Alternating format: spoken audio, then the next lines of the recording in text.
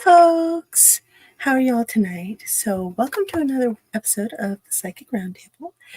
And yeah, we are brought to you by Des Moines New Age Shopping Community Center, as well as the Psychic Roundtable Spotify channel.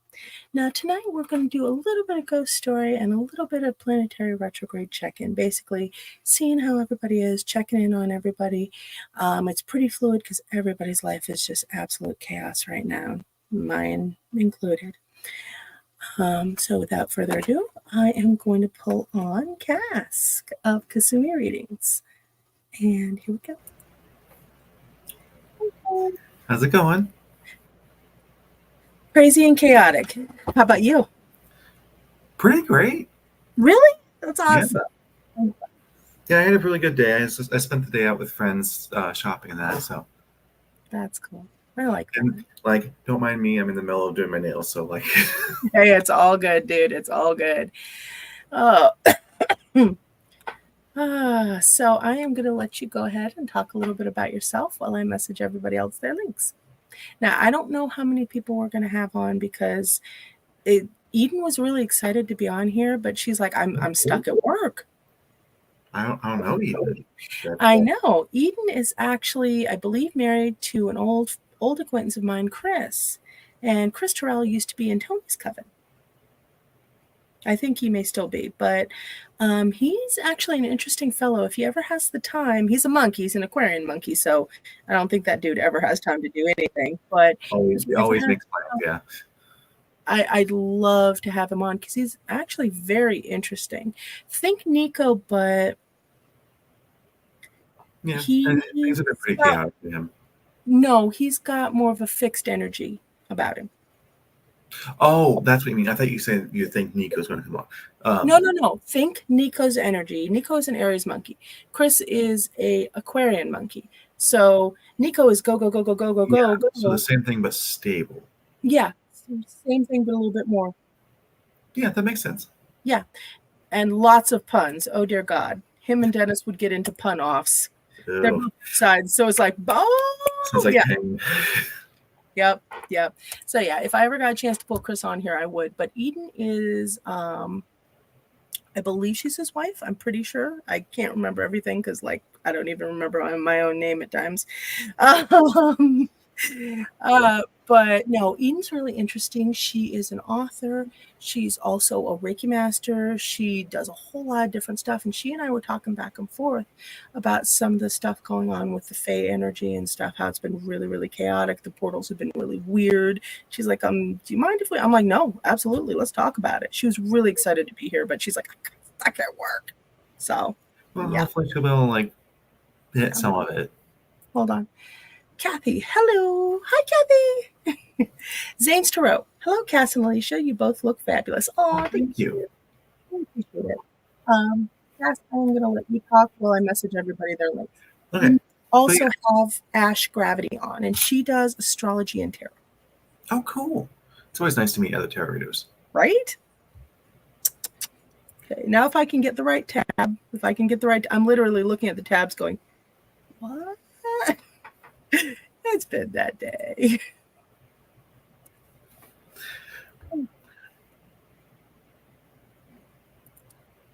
Go ahead. Oh, about me. Yeah, okay. So I do tarot reading based on my goddess, which has been interesting lately. And I also do verbal energy work and a few other pranic energy works associated with being an energy vampire. So what that is, everyone always asks what's verbal energy work. Essentially, it's similar to how you sit down in therapy and just talk with someone, except for it's not therapy, but it's similar. But mostly while we're talking, if you are having a positive time and just trying to keep that going, I help you boost it with little bits of energy in the right spots. And then if you're having a bad time or you're talking about trauma, I can feed on that to try to lessen the burden for you.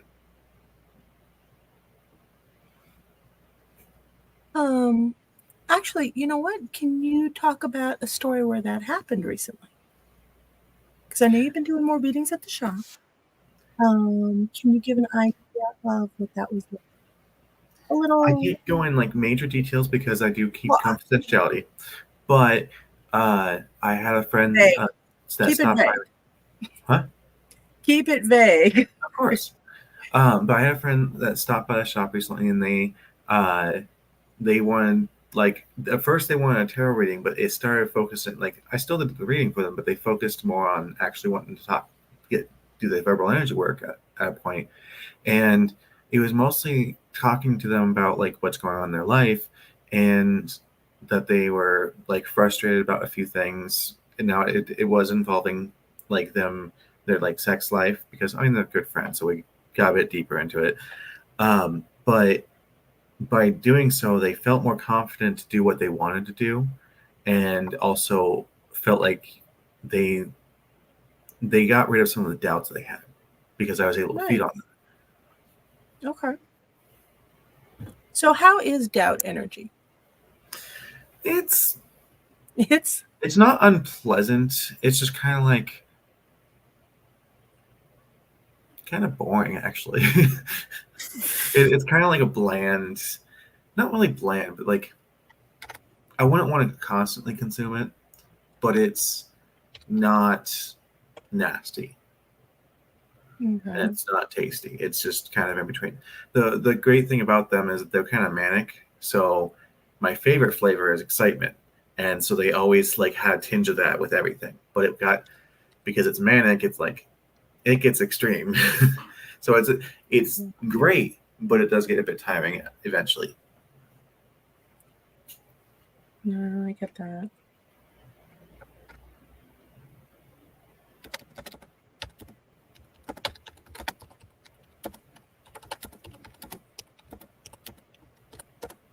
Okay.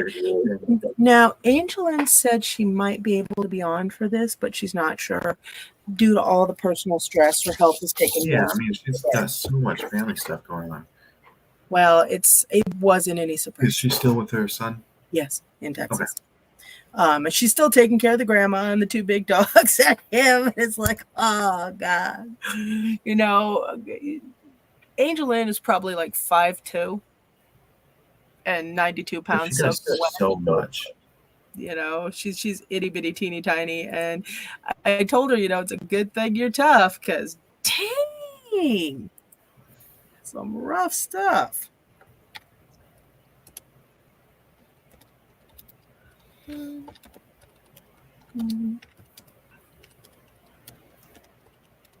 So we get so possible new person, possibly Possible at gravity.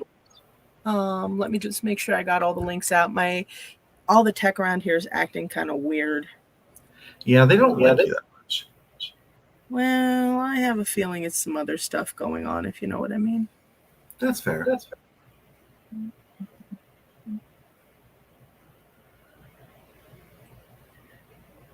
Okay, there we go.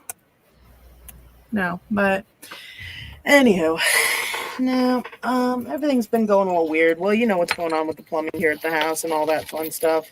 Oh yeah, you were telling about that, which, yeah, that's not fun. Ruptured sewer line. Well, collapsed sewer line. Excuse me. Yeah, not my idea of a good time. But I was originally going to do this at the hotel that I'm staying at, but their Wi-Fi, it's really spotty. It's really, really hard. Yeah, I wouldn't trust hotel Wi-Fi.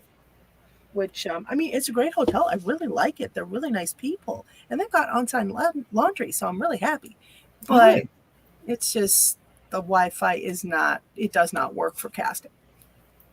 Yeah, unless you have like dedicated lines, casting is not easy. Yeah, I know. So, like I said. Oh, and by the way, did you talk to Matt? So he called me, but I was in the middle of I was literally changing at that time with trying out new stuff, so I couldn't answer. And I let him know that I was out with friends at the moment. And he said he would talk to me later, and then I don't know. Okay, no, he got in touch with me. I had mentioned this to him. He didn't want to hear it, but the universe basically gave him a 7-day stop. I knew what was going on. So universe gave him a 7-day stop. He's like, I didn't like it. Oh, so he wanted to get stuff going, and It was full stop on everything. Yeah. Just and I'm like, yeah. When he said his tire went flat and he didn't have a jack and he was trying to hail passerbys and they were all driving past him, I was like, Matt, this is a sign, my darling. It is a sign. Yeah. You know, that is the literal version of what's going on. You just need to stop for a while. And nobody likes the stoppy stuff. Yeah, no, I hate, like, there's been a lot of weeks where with this whole unemployment thing, especially when like trying to get that house, where it's just hurry up and wait. And I hate that. But I have figured out that, and it over here with the plumbing, hurry up and wait. Literally, the plumber ghosted us twice. I'm not even kidding. I can't make this stuff up. That's pretty rough. Yeah, this is the HSA approved guy. He ghosted us twice and then had the balls to send my mom a survey. What? A survey for what? Well, obviously she's supposed to give him a good review, right? Like, the audacity is strong. You mess with ghosts, so here, have a survey about your ghost. Yeah, pretty much. It's been crazy. Then all the stuff with the shop, which you know about, and it's getting tighter and tighter there. Though, on the good news, from what I see, it does look like Nicole's healing pretty well. I know. I looked in on her, but she's still having a lot of pain. And now, I don't know why workman's comp is being this way with her. The only thing I can think is that she's not communicating it to them correctly. They don't understand why now her right arm is hurting. Because she's using it for everything. It's overcompensation. Yeah. There's actually, so when I was looking, a lot of the damage is healing pretty well. But I know Tanya Henson. Hi, everyone. Hi, Tanya. Oh, hi. Welcome in. I noticed some strain on the shoulder joint, and that she said that was probably because of that she's using her right arm, which is causing a pull on it, which makes sense. And that, I mean, when I first went in for my back issue, I asked my chiropractor, and he's like, yeah, you're overcompensating, sweetie. You're doing everything with the other side. I'm like, but I was terminally right-handed anyway. He's like, that might be so, but you still use your left for some stuff because it was my left that went out. Even especially like counterbalancing. Yeah. And it threw my hips out. It threw my knees out. It threw everything out. Everything was out of alignment, and he had to continually keep fixing and adjusting me. You need to go to a chiropractor. You need to get that started. I've got one I can recommend, but I don't think he takes insurance. Yeah, plus also getting insurance to cover it with getting Medicaid. Yeah.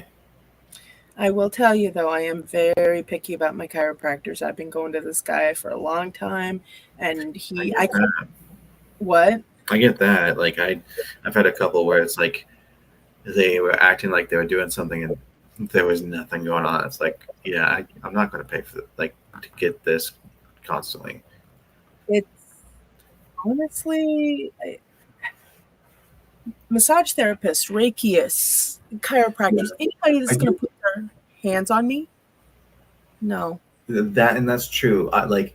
Especially for someone that can't just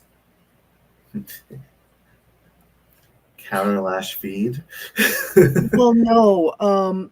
One of my friends, she got really messed up because a chiropractor, she'd been going to him for a while, and he decided to try a new procedure on her that he was not completely schooled in. And guess what? Messed up her entire nervous system. Yeah, and I'm not just talking about energy. I'm talking about the physical problems that can come with it if they don't do it right. Yeah. And you know me, it takes a lot of confidence. Yeah. Granted, those do end up being lawsuits that they want to avoid, so they don't do it, but it still happens sometimes. It doesn't even matter the lawsuit. You're messed up. So no way. Right. Hang on just one second. Judy Zeitz, good evening. Hi, Judy. Wow, she's joining us from YouTube. That's different. Normally she goes from Facebook. Yeah. Sweet. Hi. It probably will run a little bit better because YouTube tends to seem to be better than Facebook for this. For the most part, yeah. Hold on. Facebook loves to have issues. Oh, no. I just got into a witch fight with some transphobes on Facebook. They hit me with a couple curses designed to make me anxious, so I conjured every demon I could think of. Okay. I'm not touching that comment. Yeah, I'm touching it. Anyway. Did you ever watch the show Friends, Cass? no. Okay. I know some of it, but like I haven't seen it.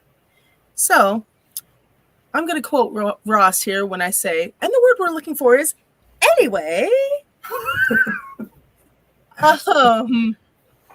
But hold on, Zane. Hopefully that will teach them not to be bigots. And the word we're looking for is anyway. No, even going back to the subject I was on, do you remember Gregory Peck, the actor? I believe he's deceased now. No. Old time actor. That's probably why I don't.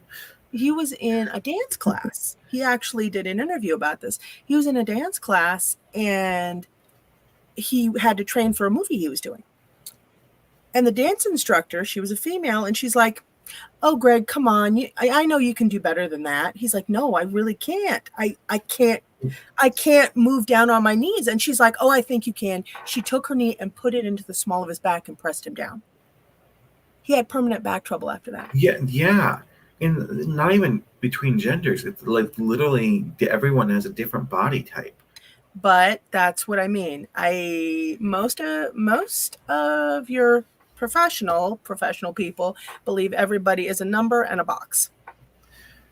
True. Yeah. And like if they're like medically inclined, it's like, oh, we know there's differences, but we just follow the procedure. And it's like, dude, that's no. Did you ever watch the TV show Eureka? Yeah. Awesome. Do you remember how the Smart House had that scanner where they could literally scan all your ailments and tell you what was going on at the beginning of every day? Yeah, that would be really nice. That is what I want us to invest in. Where is that? And flying cars. I'm very, very disappointed in us. We have no flying cars. We can't even properly keep each other from attacking each other. Of course, we don't have flying cars things because then we'll have flying tanks. Okay, that is true, but still, flying cars, I mean, we kind of colonies on other worlds, and medical scanners in every home. Yeah. Think about how much the problem with that is with medical scanners in every home, it will turn into kind of like a 1964 type thing. Explain. Or was it 84? 84, I think. 1984 from George Orwell. Oh, okay. I was going to say 1964. I am not sure. Oh, Eden just got home and she's dialing in. Oh, awesome. Yeah. Hold on. Zane, Lowell, you made me laugh. I want to do something nice for you guys. If you could have anything, what would you ask for? World peace. Flying cars. That's what I'd ask for. Flying cars or medical scanners in the home, damn it. Judy Zeitz, Gregory Peck is the grandfather of Ethan Peck, who plays Spock on Star Trek Strange New Worlds. Awesome. Okay. I haven't seen that. Oh, I haven't seen Strange New Worlds either. It is just absolute. I'm just not as big on Star Trek. See, it's cool, but not my thing. I absolutely love Star Trek. Next Gen is my Star Trek. But these new Star Treks, man, it's like literally somebody just started throwing crap together without actually going back and looking at the history of Star Trek, which makes me nuts. Ooh. Zane, I will conjure a flying SUV so you can take your whole family flying. Yay! As long as it can land. Yeah, that too. Got like a genie, you got to make sure you're very specific. Eden? Hi. Hey, girlie. Can you hear me okay? I can hear you. I can hear you now. All right, fantastic. Hi, everybody. Hi, How's it going? but I can't see you. I'm a little dirty from work, so I don't want people to see me at the moment. I was gonna say we don't care. You can come on. I was literally just doing my nails on Yeah, we're good. screen, so. Hi. Hello. Hi. All right, Eden. I know a little bit about you. I believe you and Chris are married, correct? Actually, we are partners. Okay, you're partners, but you guys are together, right? Yes. Okay.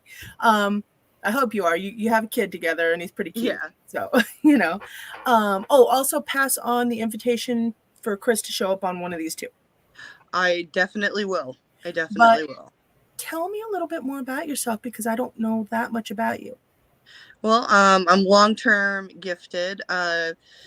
You name it, I can pretty much do it as far as the psychic gauntlet goes. Healing, Reiki, reflexology, developing different techniques. Okay. I also do clearings and walkthroughs.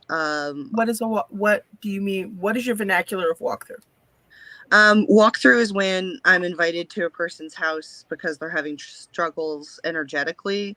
Okay. They're not sure what they're dealing with. So in different cases, it can mean different things. So you're either dealing with portal action, you're dealing with either spirits that can't move on, or you're dealing with giant clumps of energy, negative energy.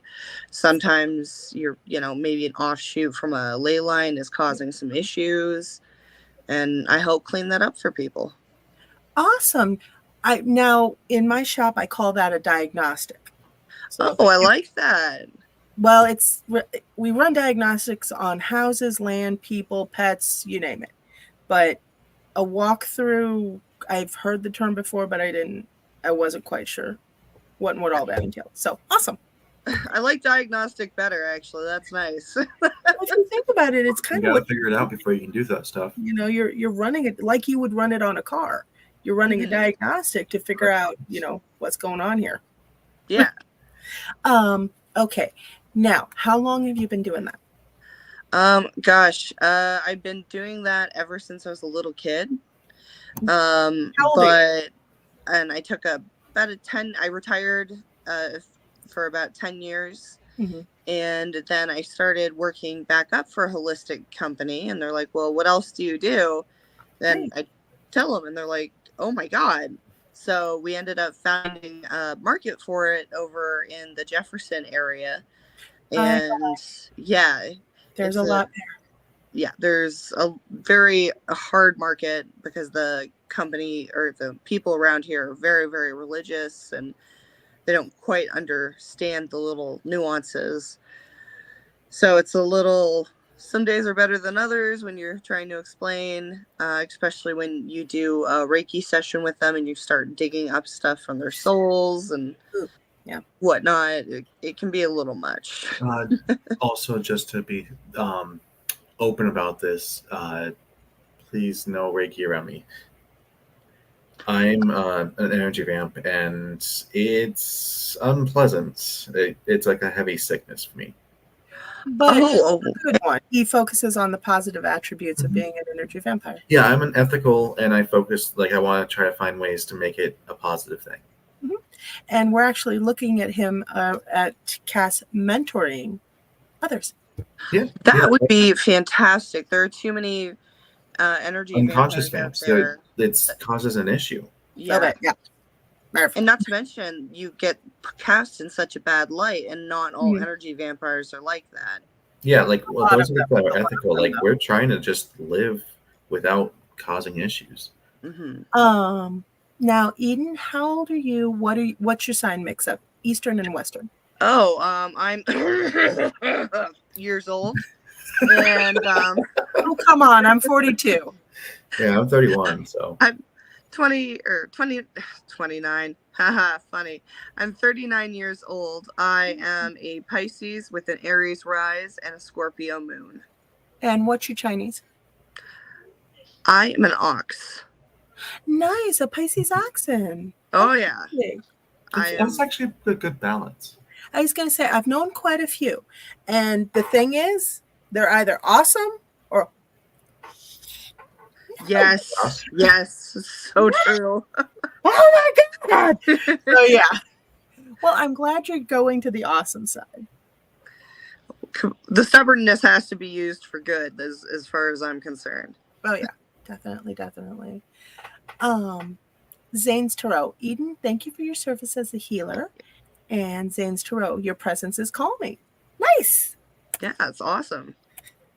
Well, I'm really glad you could make it on here. I'm sorry I've been a bit of a ghost as far as responses go. It's been utter and absolute shitty chaos for the last few years, and it's really ramped up this year.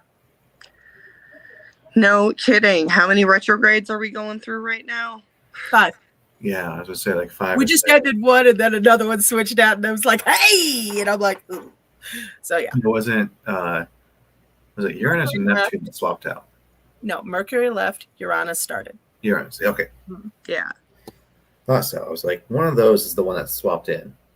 Yeah. I gotta tell you, I work with kids, and it's a lot like working with sundowning dementia patients. Oh, I get that. I used to Because- work in a nursing home.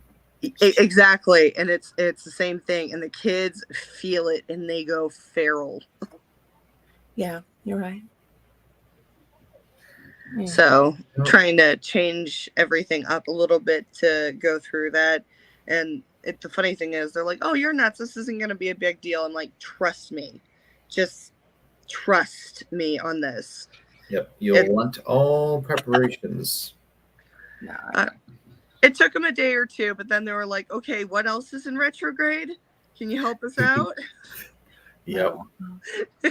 I've been doing literally the instant Mercury retrograde ended, all of a sudden I start getting details about stuff. Yeah. It It's was like oh, nice. bubble popped. And then, I think mine was about the entire time internally screaming and trying to struggle. I did some very stupid things. I decided to take a new job during a Mercury retrograde. Oh. Yeah, and it was the worst thing I've done in a long Granted, I probably time. would have done the same because I'm currently job searching, so I get it. Yeah. woo! Oh, baby. Well, Dennis is job searching too, so yeah. He's not having a lot of luck. It's been a really weird year. But I will tell you the theme of this year's the Wood Dragon. It's been all about falling apart to fall into place. I like that. I swear to God, every time we turn around, fall apart, everything's clicking into place. It's like just, Everything doing its due. So, which is good because I'm glad we're having ups and downs instead of just downs. Mm-hmm. Last few years have been kind of downs, downs, downs. So this year I'm having ups, ups, ups. Tell me when the ups start coming. No, but the thing is, I had to be hyper aggressive in grabbing onto the ups. Okay, I had to just grab them and wrestle them down and be like, "All right, we're doing this." They're like, "Okay, pieces," So, it was interesting, and I had to face a lot of fear. I was worried when my website provider around the first of the year just crashed out. I'm like, "What happened?" "Oh, we canceled you 2 months ago." I'm like, "I've had service for 2 months and I've been paying for 2 months." Good luck. None of the Seriously? data. Yep, none of the data is recoverable. What? Okay, yeah. I love tech companies. Well, then I went back through. It was recoverable. I had to have some help.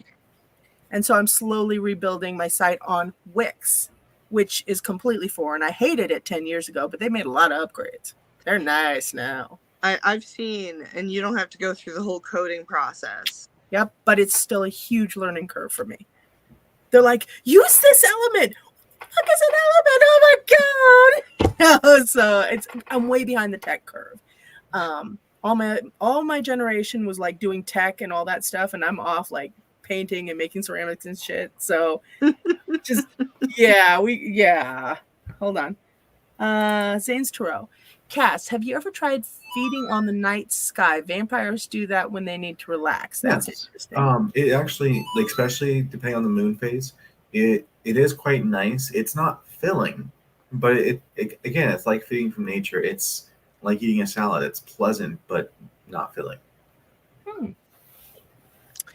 Tiffany So, like whipped cream? Yeah. That's a Femling? really good description for the nice guy.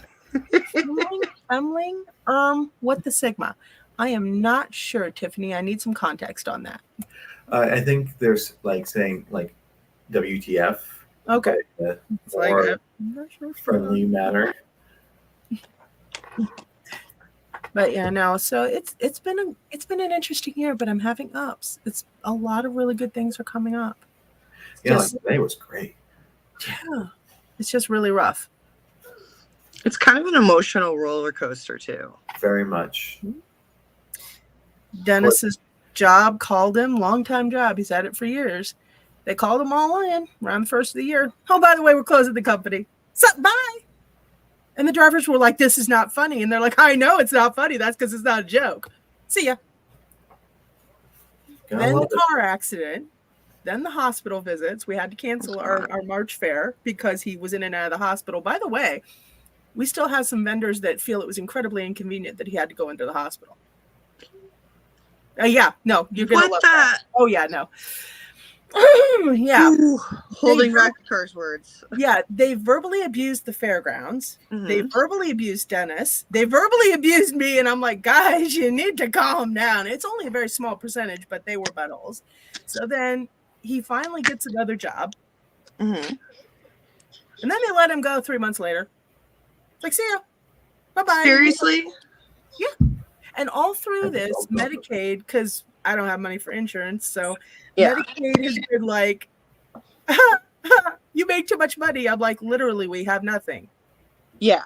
You still make too much money. I'm like, thank you. I really appreciate that. Well, it's just like the food stamps, like to get them, you have to be making under, I think it was $1,400 a month. But then if you make under $1,300, you have to do the whole job search thing. Whereas if you make like $1,350, which is right in the middle, they cut it down near to nothing. Like literally $100 gap. Like who sits in that? Dude, do you know what inflation is? Oh no, that's okay.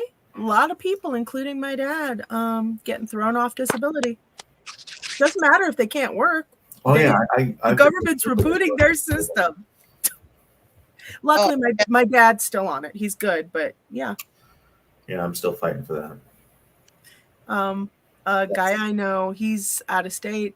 He literally can't work. And I mean, this dude, he actually went door to door selling on crutches. Okay. So he's not just lazy.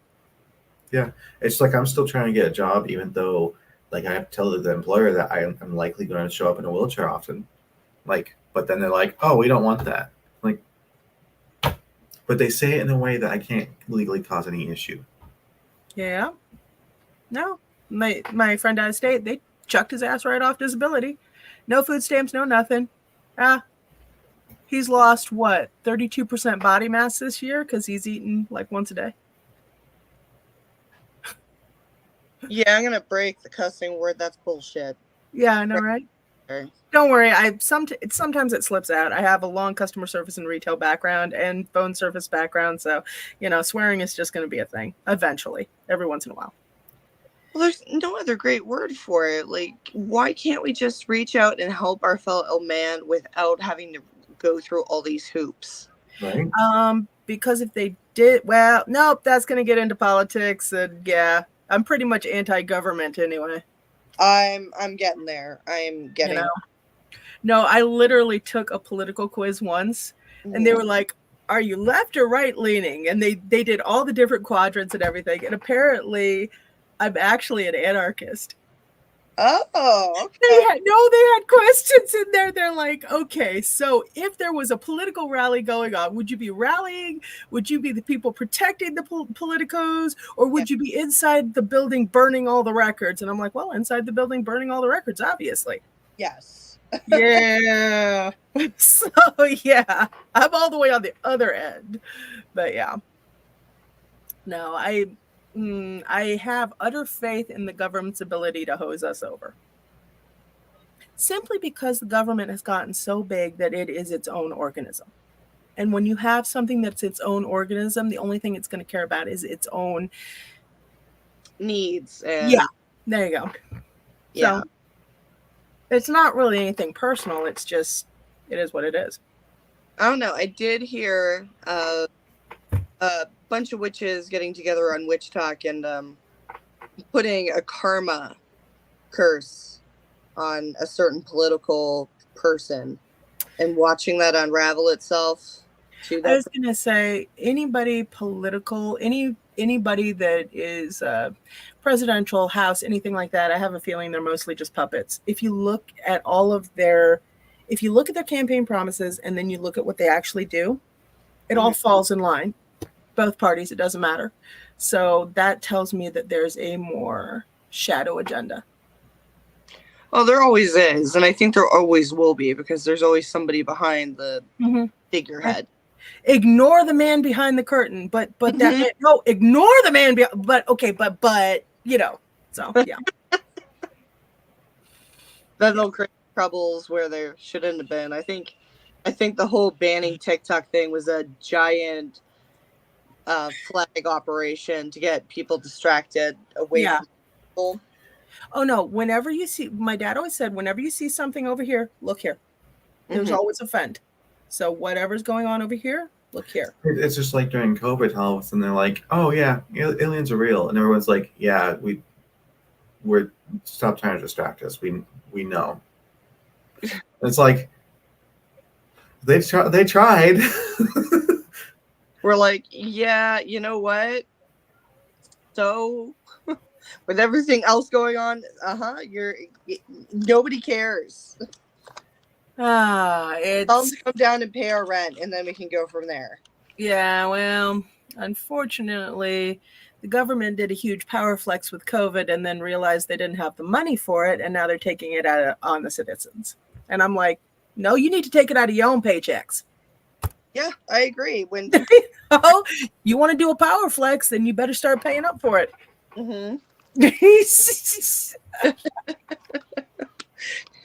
No joke. No joke.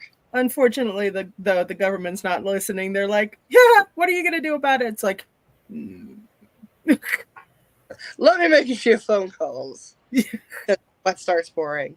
Yeah, I know, right? Now. Okay, so now you said you work with a metaphysical company. Is that correct? Not necessarily medical.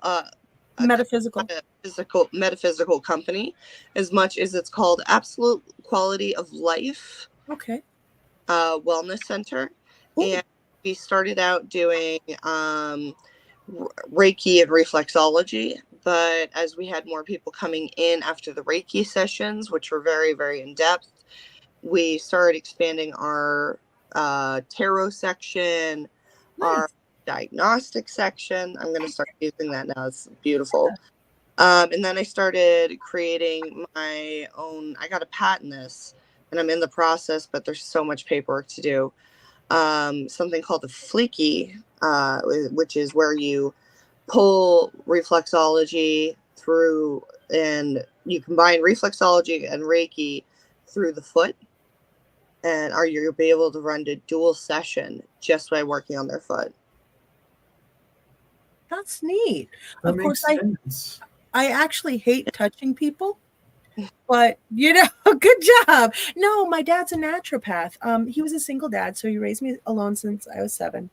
And so what would happen, he'd go to work and I was homeschooled, so I would study. I would study for his naturopathic doctorate.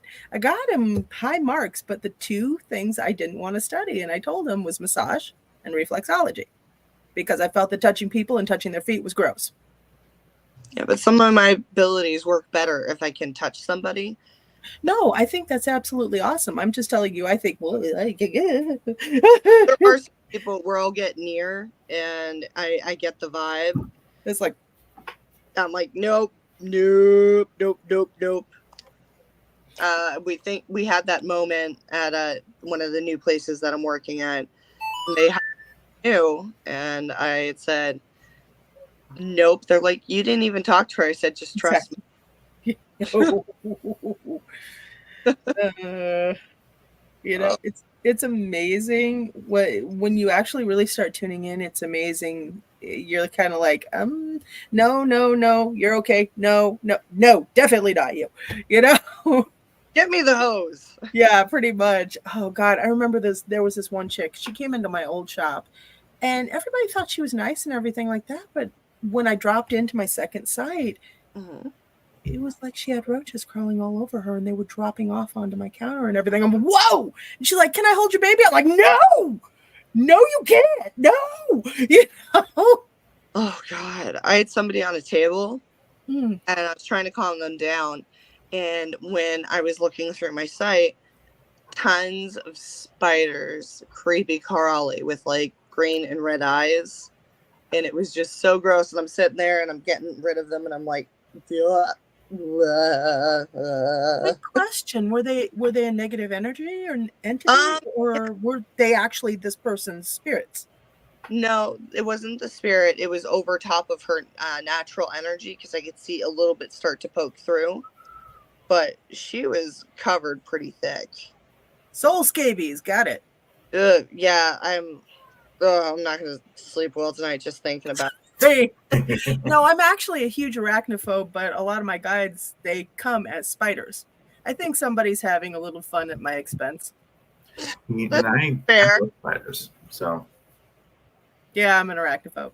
Well, that's not very funny. So I don't want. I didn't say it was funny for me. I said it was funny for somebody out there. They're like, ha, ha, ha. So you probably won't want to visit me when I move, because I plan on getting a spider. Ooh, what kind of spider? Jumping spider. A what? Jumping spider. Yep, I think I just saw a little bit of color drain from her face on that one. And that crazy ass is probably going to let that thing loose. Oh yeah, I'll have it like on me, because they're cute and they're like cuddly.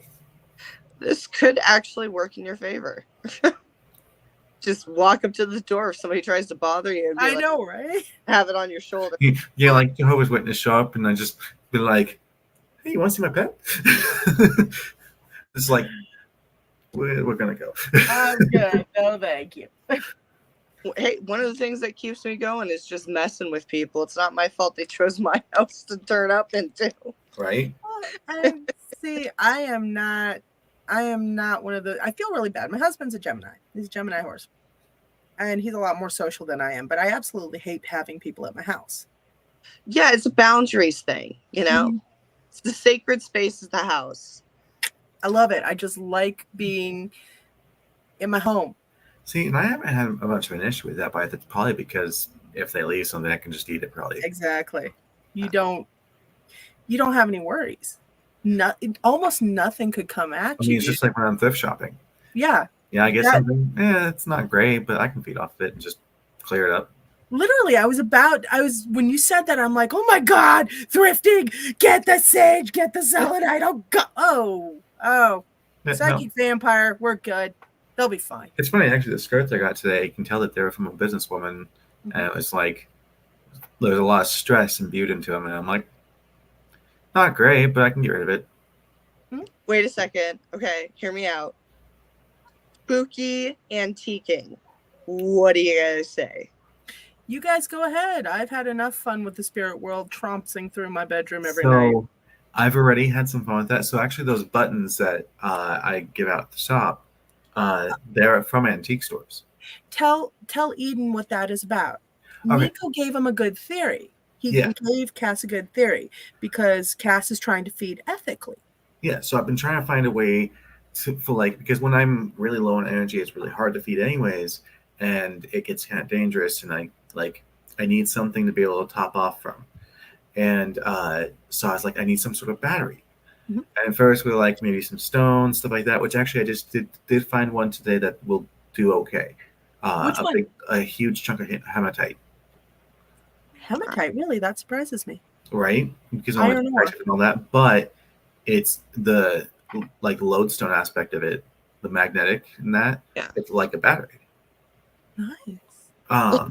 Would a long string of, say, hematite go for you?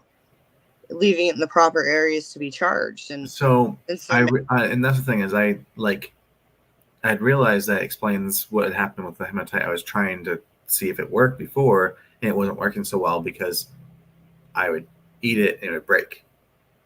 Oh. Okay. But this is a really large chunk, so it's a lot harder to break. And so like it's like this big. Okay. So I have it in my car so that it charges from the moon when I'm not there, so I can get some of it.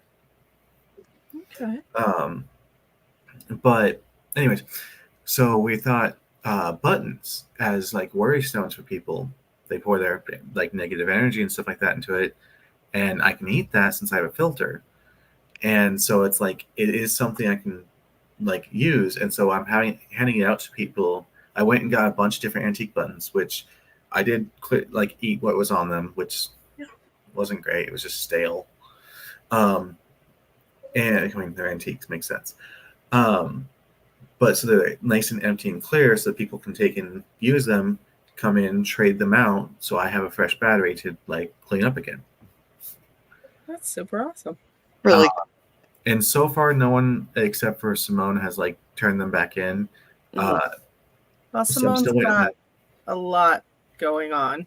Oh yeah, she filled it in 3 times while we were just at the shop because of like doing readings for people. She would pick up things and pour it into the button, and I was able to feed on it.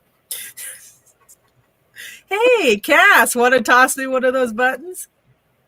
You know, you could always hook up with the trauma community on the flip side, and they would have so many people willing for you to take that energy off. So that's why I offer the energy verbal work. Nice. The verbal energy work. Verbal energy work. Yeah, because that's one of the things I do. Oh, right. You weren't here when I explained it. Essentially, it's similar to therapy in the aspect that we're just talking things through. But while they're talking, if they're having like a positive time, I help boost it with some energy to help keep it strong and like stay up. Whereas if they're talking like having a hard time or talking about trauma, I feed off that to help lessen the burden. That's beautiful. That's trauma. Now there's a word. But the downside to it and why I have to charge. Are you trying to drive while you're doing this? No, not yet. Not yet. We're gonna get ready to go pick up food. I'm sorry, Thor. Don't mean to interrupt you. How you doing? How's everyone? Good to see you, Matt. It's you. Yeah, I'm alive and healthier and better than ever. New and improved. If that's possible, I didn't think we could you seem better, a lot more grounded. You do. Actually, my energy is like tasting a touch better. Doesn't it though? So yes, I will be driving. So yes, I will be talking and listening. My buddy Eric is joining us today. Awesome. And I'm kind of glad he's here for a minute while I'm thinking you quit pop in. Put him on screen. Don't mind me, I'm barely here. Oh no, he's here. Oh, he's here. All right, he's here. Hi, Eric. What's up? Good for you. This is the Psychic Roundtable. This is a part of the podcast I'm a part of. Hi. He's the skeptic of our group. He's the hardcore skeptic. He's the science guy, guys. That's interesting. Right? Don't worry. You don't have to believe in the mystical to have it believe in you. That's true. Yeah, I'm skeptical myself all the time, and yet stuff still happens. Oh, I love a good skeptic. Right? And he's finding that out slowly but surely. All right. Gotcha. What was I saying? Anyway, sorry, go ahead, Thor. Oh, so the downside of when I do the like if I'm feeding off the trauma and stuff like that is that it is energy and I'm able to consume it, but it's by filtering it takes energy. So it's kind of like eating veggies where you get less calories than you can use to consume them. Okay. So it's like empty by 5, fill by 3. You would have had a heyday where I was the last week with feeding, brother, and some of the negative traumas that you could have turned into positives. Oh Lord. I'm scared. That kind of just resonated with me, what you were saying there. Can I ask, like, an honest question? Yeah. Have you ever thought about writing a book about how to basically how to use... she said it too, Cass. I'm not much of a writer. Yeah. So, like, maybe if I was, like, dictating to someone that was writing, that might work. but it's Or also we need to write a book too. Well, What? did Write I a book too. mention? So y'all need to get together. Y'all need to get together and kind of do a collab. And we do have a writer that's hosting the show too, by the way. And that's why if like there's Thanks, any Matt. like, people that either suspect they're a vamp or are a vamp and just want to be ethical, like I'm willing to do what I can to show you how to like do it. Because Yeah. I've even found ways to semi-ethically direct feed. But I will have say, a publishing house that would die to have something like that. And there is already some stuff out there. So like M. Bellinger, they like this the Psychic Vampire Codex. It doesn't necessarily straight up say like ethical ways to feed, but it does give alternatives and some energy works that you can do, and like it's just a good resource. You want to know? Eric just said, I have to say this. I have to bust him out. Oh, come on. Oh, I have to. It's the kind of cynic I have to deal with here. okay. He said he's a fiction writer too. Thor, could you give a little bit of thought on that? You need to give some input. I'm sorry to interrupt again. I apologize. My time is short. Don't worry about it. Yeah. Give- But he said he's a fiction writer too. Let's really listen to that for a minute because he doesn't believe, right? I told you guys he's a non-believer. Yeah. What would you It's all say good. to him to make him kind of give him an aha moment, Thor? Oh, Am I to coming getting through? his work out there, or to what exactly? At all? It's hard without actually doing something. It's kind of like See, the what cynic part of him. He's really. That's why we had him on the team to get. you're cutting in now. Cutting in and out, babe. He's a skeptic. He's always been the hardcore Yeah. skeptic. I mean, He's it's kind always of like with he's how not Angela is disrespectful. a shop, but then like I have a little clairvoyant episode and she gets scared.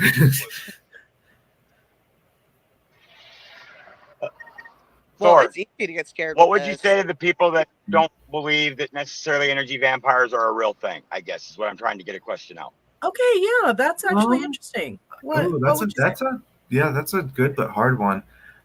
Just because it's like again every situation. Because we have a hardcore skeptic right here. But 10 years I it was mean- ago. it's So it's it was very easy with like especially if it's an unconscious vamp. yeah. Like there's a lot of people that they don't know they're a vamp and they're like just hanging around with them is exhausting. While you may like them like and enjoy being around them, it's exhausting. And that's kind of that's what's going on. See, but I find that to be because of aspects of their personality more than Yeah. like a very energetic person, for instance, can cause you to match their energy level, and then And that's fair. you come away from the exchange feeling It's- exhausted. and, yeah, it's not always a vamp, but it's Yeah. Or it a could way also to be start looking at things. Because like if it could be, or it could be exactly what you said, like the energy level, it is different. So one of my old friends was a energy vamp, and he was a good friend, but he was depressing to be around. yeah. Just because like he would drain off you, and he would start getting like happier and like more mobile and energetic. Yeah. But like at first it was just he was like majorly depressed feeling. Like he was just tired, like slow moving, tired, not doing much. And then the more he was around you, you would get more tired and he would start getting more energetic. But again, it's very situation specific. And there are some like vamps that are aware or some that aren't, that the way they act is actually a way that they kind of make it so they can feed easier. Public speakers a lot of times. Energy is energy. Um, Energy is energy, right, guys? We all know that, right? Skeptic and believers, right? Energy is energy. yeah. Well, yeah. but By the way, I want to give a quick shout out if any of my providers, Bobby. Matt, You're like come back to us. well, what I was gonna say until he comes back to us is I'm here. Hey, I'm here. it works. there are people that don't even know that they're energetic vampires Yeah. until you have somebody there that's been through it and is able to guide you. like 10 years ago, trying to explain energy vampires was like, oh, what? I didn't realize that could happen. Whereas now it's kind of, oh, okay, now I kind of see where this is coming from. A lot of times when people get sick, like terminal illness, things like that, and they can't repair their own body, they become an energetic vampire. Yeah, any sort of damage to your aura, stuff like that, can cause you to temporarily become a vamp, sometimes permanently. But some people are just personally think, guys, but I think Eric has. Babe, you're cutting in and out. Yeah, we can't. Like, you're. Cass, come back to us, Matt. We feel your presence. Wow, that look is just awesome. I'm going to take a picture of that and I'm going to send it to him and be like, damn. All right. But yeah. There we go. I'm back. You're still frozen into that You're frozen, but we can hear you. Oh, no. Darn it. Okay. I'll go back on the live cast, though. But I was saying, I think Eric has a lot of vampiric tendencies. I think he does. Interesting. Actually, from what I'm feeling from you guys, it's not. I think he's actually seems to be a booster for you. Like, he's helping your energy. There I am. Yeah. Like, that was the first thing I noticed, is that you were like boosted up, and then like you mentioned him and it was like a flare. Yeah, I can see that too.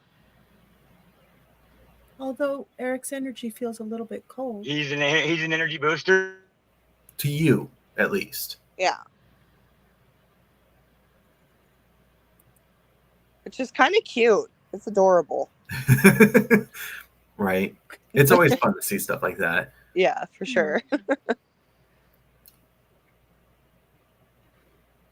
But he does seem muted in himself. Maybe not like that, but just I probably wouldn't want to feed on him. By the way, Eden, you're completely black on the screen. Wait, I see a little bit of light there. Smoking. Okay, we going for the seance-y vibe? Cool. Spooky as hell. That's how I like to keep it. No, psychic and energy vampires, also emotional vampires, but I think that's just another version of it's an aspect of it. Energy. Yeah. The other thing that Nico pointed out, one of the panelists I normally have on here, he pointed out that a lot of people that are messing with spell work they shouldn't be will actually drain themselves because they don't know how to do it. And then they start vamping up. Yeah. And it's like, really? And then there's also like, if like the non-ethical vamps are causing more vamps because they're causing damage when they direct feed. Well, I guess that's one way to be centered in, right? You just didn't know about it. Yep. And that's why I thought probably like I originally was thinking that was me. I was just a made vamp, but now that we look back in the past, it seems to be lifelong. Well, that mass feeding that you're talking about, when I was in college, I had undertaken, I did something really stupid, and I was young and thinking I could fix everything in a moment's notice. Parts of the book I wrote, There Will Be Blood, we had someone come in and he just fed off these college students like it was nothing. And they ended up becoming weak, and I'm back. Worst parts of them came out. A couple of them did become energy vampires themselves, but trying to get them to do the ethical thing and try to address it it's a nightmare. Yeah, it was a nightmare. Needless to say, I don't associate with any of them anymore because of all that. Oh, you're still cutting in and out. Am I? Yeah, I'm still cutting in and out. I'm trying, guys. I'm so sorry. Yeah. Real quick. I know I heard what you said about Eric being a booster, but also, god damn it. Actually, goddamn gremlin. He is an energy vampire of sorts. That's what I thought. It's possible. I can only like say yes or no on that. I just have to say that he is a booster for you specifically. I was gonna Now say I have spent a week in the mental institution. I'm not gonna cut. I wanted to be out and clear about that. Okay. That's where I've been at for the last week, guys. well, it looks good on you, bud. Good work. Right? Yeah. What Doesn't you it doing though? there? I lost 30 more pounds in there. Holy I'm down to I'm 160 now. That reminds me, I need to make food soon. damn. How are you feeling? I've never been this. I'm feeling great. I'm loving myself. That was the biggest thing. I wasn't loving myself right. Yeah. Yeah, I get that. I really get that, especially since like I'm now leaning going more through that into process who right now, I Thor. want to be, and Yep. like, I thought I was comfortable in my own skin. I was comfortable in my own skin, but I wasn't allowing myself to love myself because I still thought I had and I still do have some restrictions and boundary issues with my family, but that's going to get worked through as it needs to be worked through because we're so synchronistically tied to everybody that we are a part of. Yes. Our relationship, if it goes to the wayside, doesn't just affect us. And this is something that people need to keep in mind too, because it's not just us. Everybody that we have contact with, synchronistically, that flows. It's a flow. Yeah. And if that flow breaks in any way, shape, or form, whether it be my family or your family or Alicia's family or Eric's family, especially Eric's family, because we're intertwined.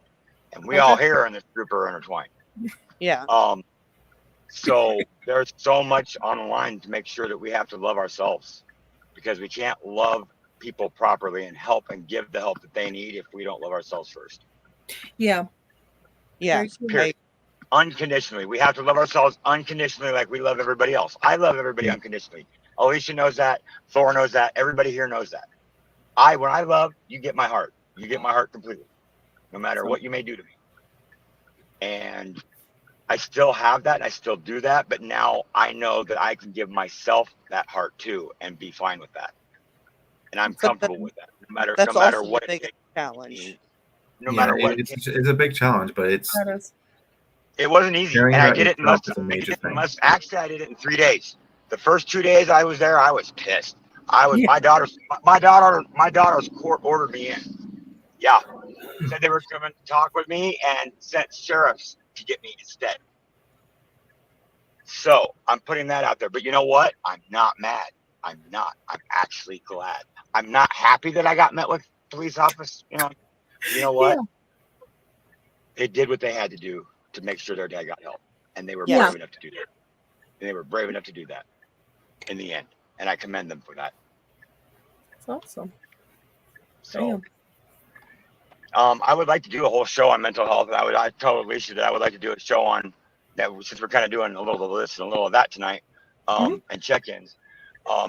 Narcissistic behavior, is it necessarily a bad thing? Okay. There is a time and place for it.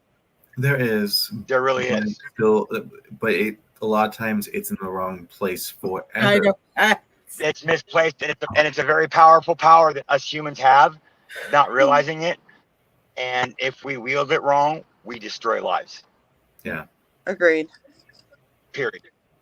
Yeah. Period. And I think we need to do a show on that because it's very much narcissistic. I think it's misunderstood. I think it's labeled the way it's labeled as it's labeled now because of our human side and having to understand the way it works.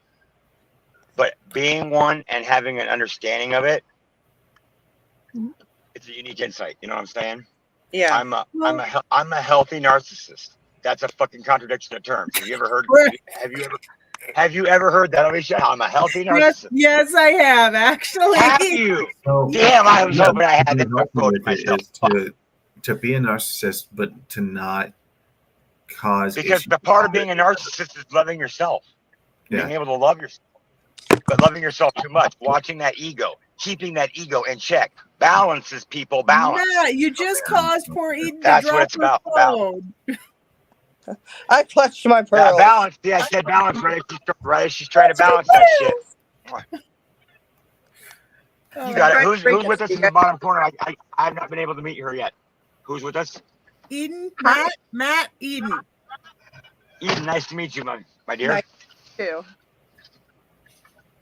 But yes, basically in a nutshell, that's been my week, and it's been an amazing week. It's been a horrific week, and it's been an incredible week, and it's been everything Yeah. all at once. I It's will beyond have- words. I will have you know, Matt, that when I couldn't get a hold of you, I was really worried, and I checked with my guides, and they're like, he's in the place he needs to be. Don't worry, he's not doing well, but he will be. I'm like, okay, cool. And that look that is frozen on his face is awesome. Yeah, we're going to. Yeah, over by University. I'm gonna be away for a minute until I can get away from this IV. Talks amongst yourselves. We will. We will. You should. I know you will. You can switch off of Like So actually, Zane has posted like a few comments, so we can. Yep. Get So those. here we go. Zane's Tarot. Hold on. I can swap them. Well, did you read the first one first, or did you just switch, Cass? I swapped to it. Because, Exactly. So don't do that. oh, I did not read that. You already No, read you that one, didn't you? didn't. It's been hanging up there. Oh, I thought you read it already. I'm sorry. No.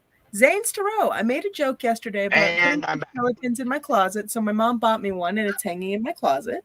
Okay, that's Zane's pretty Tarot.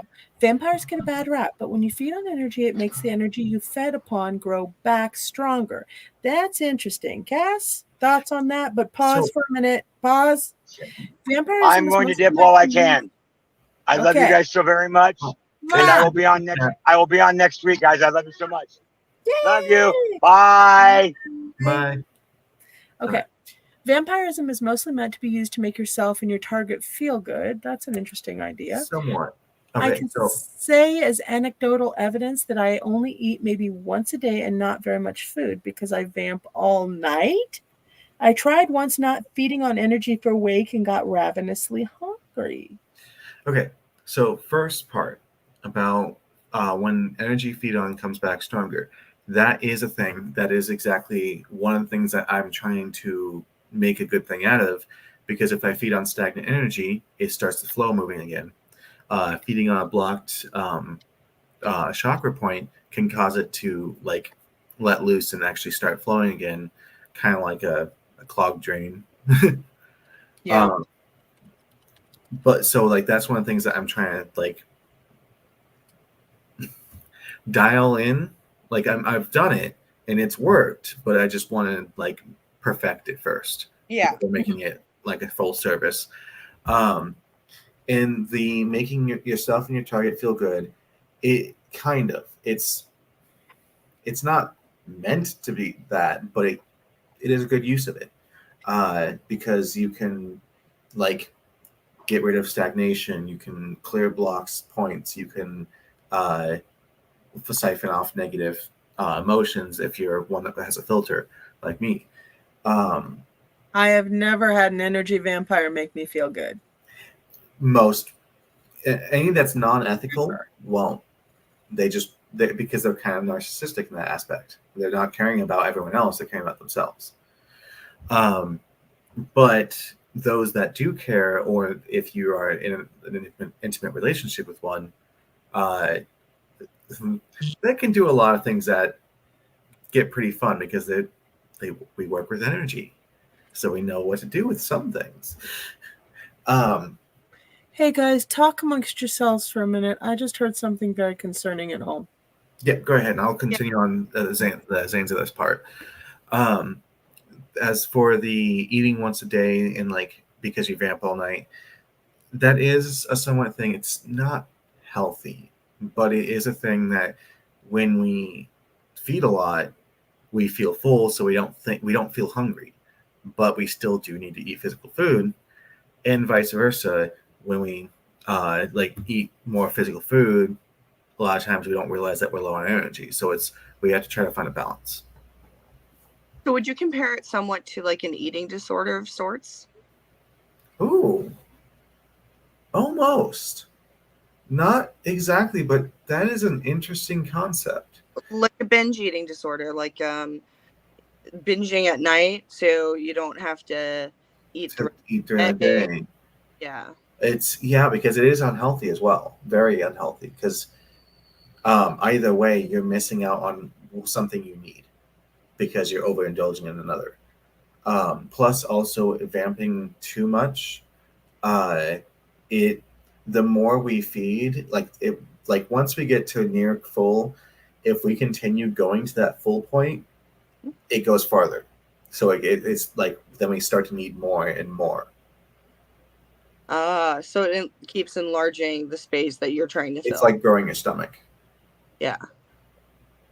So you have to be careful about not overfeeding, because it's super satisfying, and it's like, but then you start to crave more and more. The downside of being ethical is, like, for me, I'm kind of always essentially starving myself, but that's just because I have to, like, I surface feed only, because I will only like contact or deep feed with consent, and that's it. Yeah. Do you have partners? Yes, like if I had partners, my partner that I had, we broke up. So we're best friends, but we're not, because the way I feed with contact is sensual, so it would have to be a partner. But that's another reason why, like, it strengthens the fact that I'm polyamorous. Yeah. Because that way I can spread it out amongst partners, because especially with how I like feed, it's specifically with skin touch, I like trace over the skin and pull energy through it. If I do too much in one spot, it can go numb and cold. So it's the same thing if I feed too much from a person too, like it's too much. And so I have to spread it out along the person and among different people. Mm-hmm. Okay, so Zane just said, I also get sick if I drink water too early after I wake up, but sugary drinks calm my stomach down. My theory is that sugary drinks are like blood.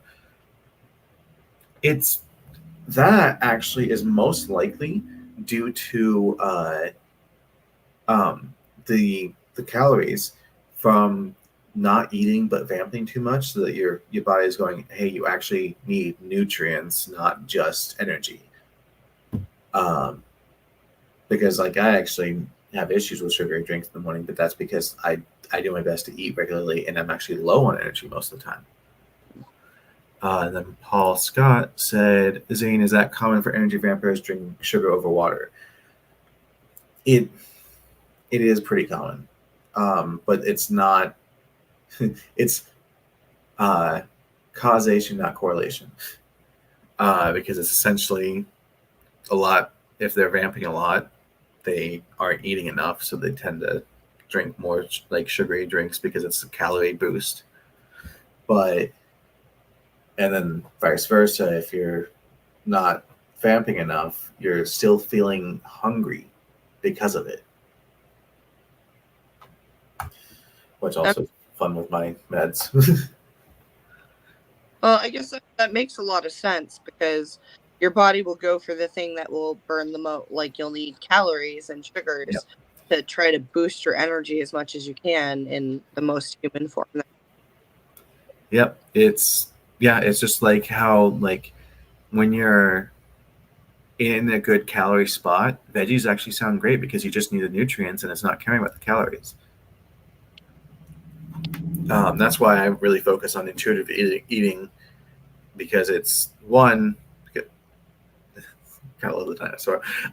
One, because it's like helpful for like what I'm going through with my medicine, with my growth and everything, and two, it's like the nutrients I need to focus on that more than just calories, because otherwise I will overeat because of not feeding enough. Mm-hmm. All right, and then Zane, all I ate today was one bite of a pepperoni roll and a cheeseburger. Do you eat the chili? All I'm craving is sugary liquids. Had to force myself the cheeseburger. See, and that's the thing. It's like you were saying, it becomes similar to an eating disorder. Oh, interesting. Well, it looks like it was just something on the TV. I could have sworn I heard glass breaking. I thought I heard it too. So yeah.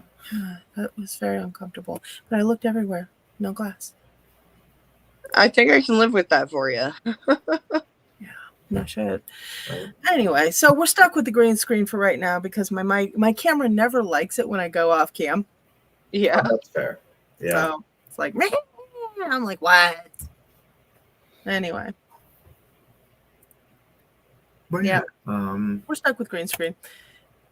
Oh, earlier I was going to mention how I feed ethically, non-ethically, because it's still a damaging feed, but it's a reduction of damage.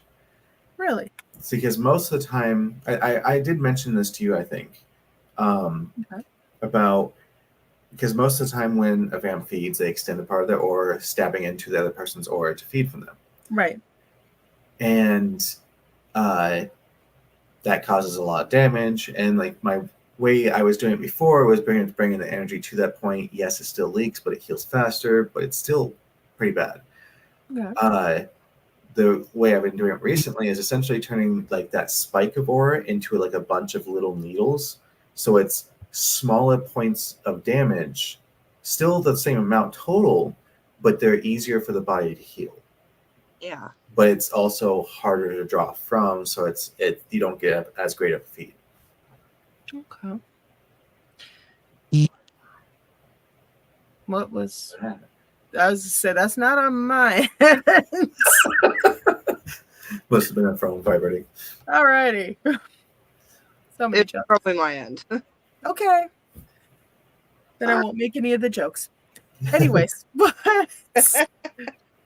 now, I was gonna say there's got to be a way to feed without damaging for you, Thor. There has to be.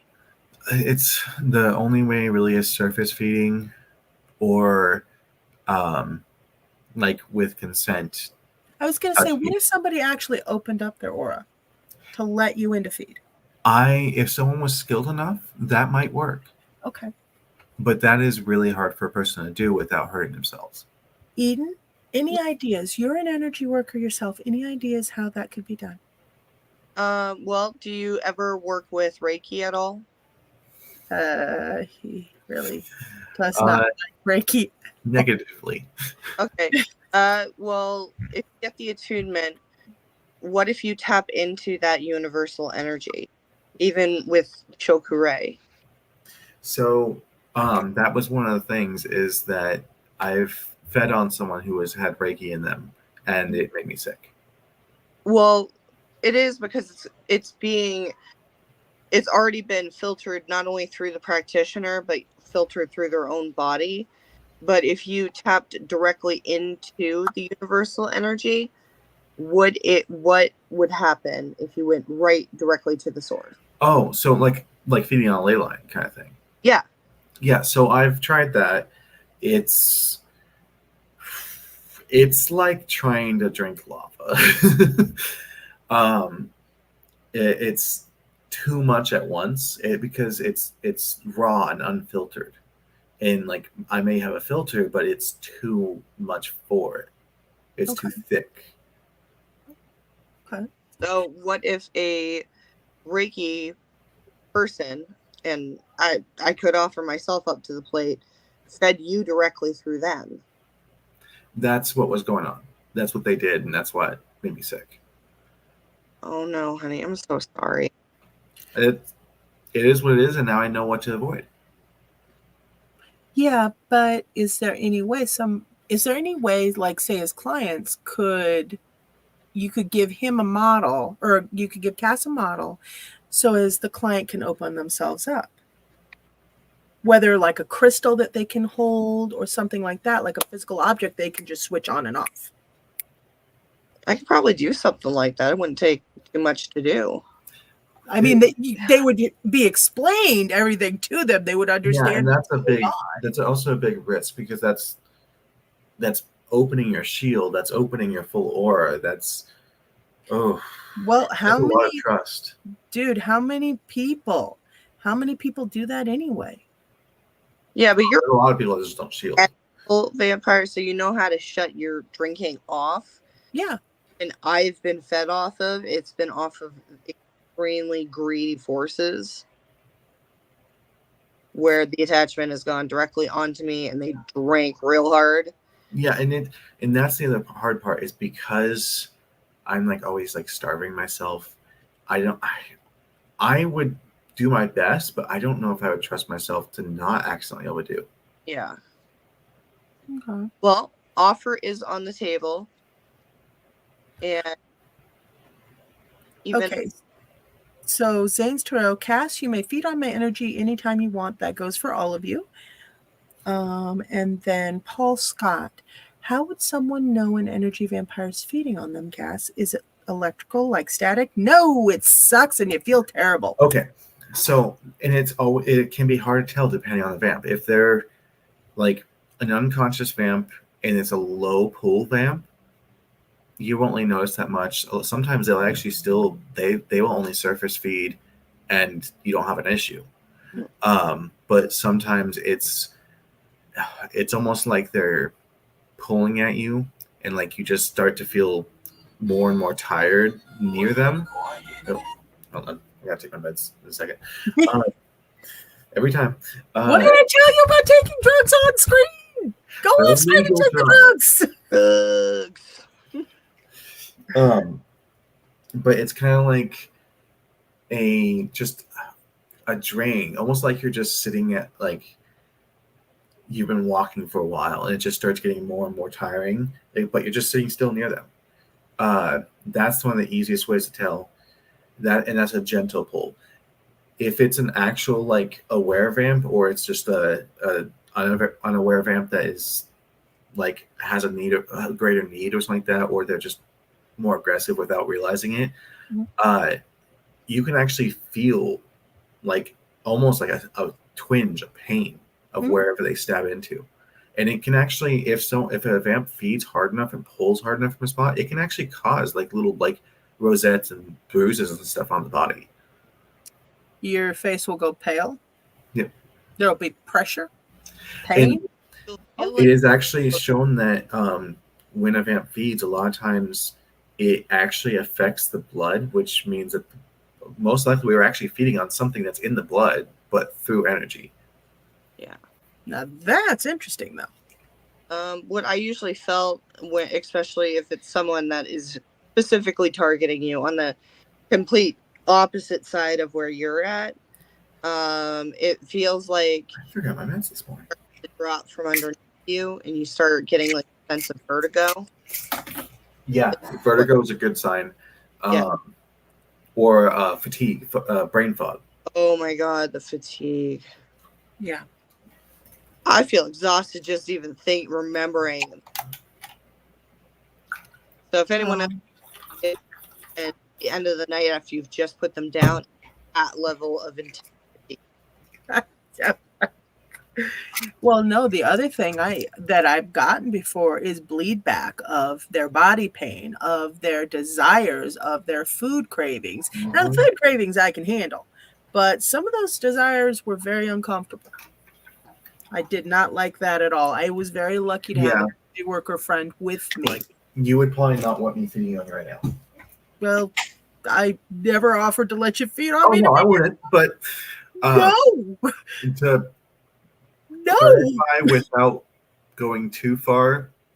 I'm good. I don't want to know. Oh yeah, no, I just got done with mine. Yeah. So you're just starting? Yesterday. Sucks, huh? It is it's been interesting. Now, do you have your heating pad or hot water bottle? Yep. Yeah, it's next to my bed. Cool, I had to use it last night. Okay. Do you have your pain cream? No. Seriously? Ooh, hiss. Okay. Do you want some pain fade spray from the shop? I'd be willing to try it. Yeah. Okay. It's got menthol in it, though. Yeah, that's not a problem. Okay, cool. But yeah, no, I've got a bad back, Eden, so I made up a pain fade spray. Yay! It works. And you don't smell like old lady. I like to call it I love the tiger balm attack. Well, I'm working on a pain fade cream because a lot of people tell me that Tiger Balm doesn't work for them, and Deep Blue doesn't work for me. What the heck? I don't know if you guys know what Deep Blue is. Mm-hmm. Okay. Oh yeah. And I have like some biofreeze, I think it's called. Yeah. Doesn't work on me. Well, Yeah, it only helped a little. But so I'm working on, because I do balms and stuff like that, and I do a really good job with them. But I want one to actually take away the deep muscle pain. Yeah, that would be nice. Then I could cook it up myself and slather it on my back constantly. So, just like a full bathtub of it and just in it. Yeah. Oh, I did find out when I was doing therapy baths for me and my kiddo to kind of knock out sickness. I found out that if I put enough peppermint in the water, it actually will dull out my body pain. Nice. Yeah, peppermint's It'll big. burn. It'll be like, woo, everything's on fire. Cuts or open orifices. Yes, I know. And I have two that were submerged in the water. Yeah. But I tell you what, after I got over that and I got used to it, when all my body pain was gone, I was like, I'll take it. I don't even care. I do not even care anymore. Okay. I'm going to bed. Nobody bother me. Exactly. No, I was really shocked because Cass, well, you don't know, but my son he was born with clubfoot. Yeah. Which is basically a one-way ticket to constant ankle and foot pain. Doesn't matter what you do. So what I did was I've been putting him in it, and he climbed in when it was really strong, and he just relaxed. This kid will snort valerian root off a tray and smile. And that's when it really hit home what he was feeling. But he loves it. He just lays in there and is like, yeah, I'm good. Just leave me. I'm good. I'm in my place. I just introduced one of my younger accomplices in crime, not going to specify who, Korean root for her anxiety. And she was like, oh my God, that worked so fast. I'm like, yep, nature's Xanax all the way. Yeah, pretty much. Have you tried catnip for sleep? No, I'm a raging insomnia. Barely anything can touch it. See, I was having issues with insomnia before, especially the 2 days before the period. Really? But now that I'm on the naturalized progesterone, the dreams are crazy, but I feel so much better, like getting sleep, even though it's in like 2-hour increments. And only 3 of them. Like I have less sleep, but I feel better. Oh my God. But the dreams, holy crap. No, they're the like dream. Technicolor, and I can feel them more. I will tell you, I'm hearing from a lot of people the dreams right now are extreme. Well, yeah.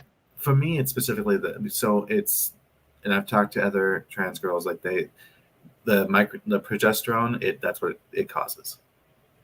Woo! But it's interesting. Okay. Hold on.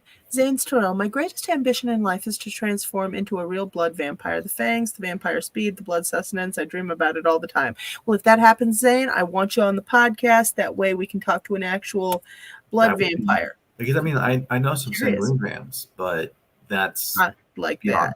Yeah. Zane's Terrell. Alicia, you would like Marc Jacobs. Dot. It smells youthful, but not overly sweet. Women often wear perfume to boost their confidence, and Dot will have you breaking the glass ceiling. What? Yeah, I know. I'm not. Okay.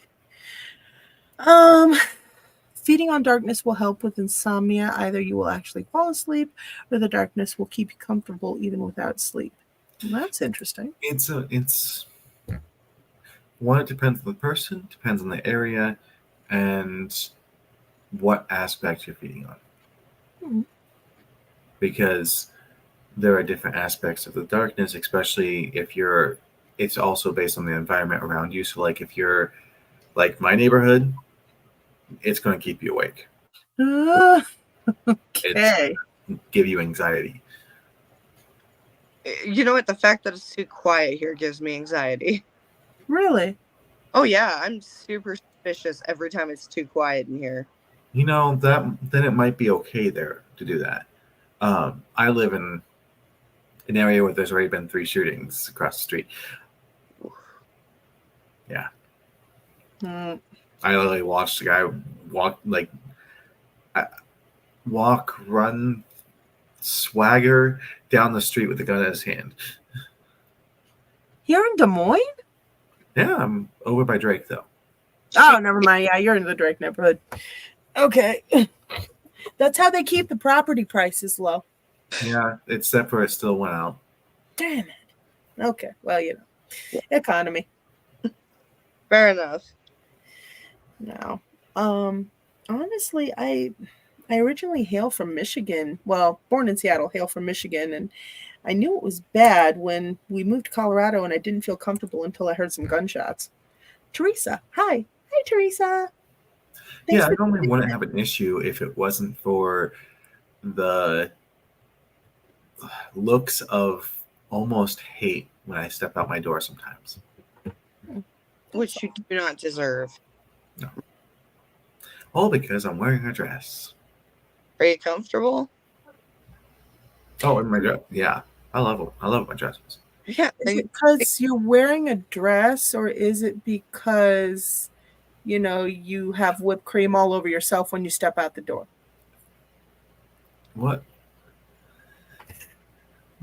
Dude, I'm serious. You got to quit that. You just got to wear clothes, okay? Though I have noticed that I'm like the only white person around here, which is not an issue, but it's might not be helping. Fair. I mean, like, there's some great, like, Zane's Tarot. Hello, Teresa. I hope you're having a good night. Teresa, I am Zane. How are you? Oh. All I saw was the I am Zane, and I'm like, alternate accounts? What? Yes, alternate accounts. No. Yeah, no, it's probably not helping that you are a snowball in the night, so to speak. Yeah, it's very. That's one of the reasons why I don't go outside my house at dark a lot of times, because I'm very visible. Tiffany Haddish, watch her comedy special. You'll love it. Tiffany Haddish, watch her comedy special. Then you'll be skipping around your building. You'll be fine. Just watch the special. Anyway, but no. Let's see. Zane's Tarot, doing well. Awesome. Aww. But yeah, no. Yeah, the Drake neighborhood's rough no matter what.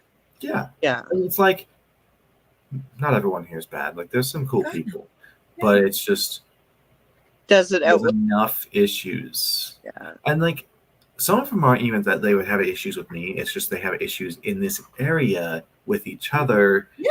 And that leads into like bleed over. So many jokes. So little time. Anywho, so I did say that there was going to be some ghost stories on the program. Do either of you have ghost stories that you would feel comfortable sharing? I've told the only ones I really have. Eden, I believe you said you had an interesting clearing. Yeah. I went to go to a friend's house, and he had been really, really going through it. He's a client and one of the transfer overs, and I went for a walk in his house, and the previous tenants had done a lot of bad shit, and you could just see the apparitions doing the same stuff over and over again. So I cleared that energy out, no problem. We get to the basement, and there's this big ass portal there, and I'm like, oh, well, at least it's not in the dirt cellar. And it's just going through all that, and it's taking all the pain and the energy and putting it concentrated in that spot. Oof. So as I'm sealing it all up, I'm hearing the thoughts and whatnot. Not particularly, I guess it's not particularly scary, but I'm watching this all go down, and I go back upstairs. Apparitions are gone, but there's a little girl that he said, don't move her on. She, has a home here always. And I was like, oh, that's so sweet. like, all right, okay. But if she does become a problem, let me know and I'll bring her over. Well, we go out to the garage and I said, can you just take me out there? I have a feeling, just want to check it out for shits and giggles. Well, I get in there and I have the energy of somebody who hung themselves in there. Oh. Which was unbelievable. But the thing is he was stuck in a loop. So he couldn't get out of being hanging. So he had been at least hanging there for about, I think, 60 years. Jesus. Okay. Yeah. So I got him released. And that had apparently been like a workshop area of his. I got him released. So I'm walking back to the house, and all of a sudden I feel something on my hand start tingling. Hmm. I stop, and I'm like, no. There's no way in hell this could be what I'm thinking. And so I get up my pendulum and I start looking. The guy has a ley line, or at least a ley line offshoot, on his property. Last time I checked, it's Jefferson's supposed to be a complete dead zone. No. And I have never been so wrong in my life. It's heated up. A lot of stuff is heated up. And we're also getting mimics here too. Explain that. What is that term? The vernacular.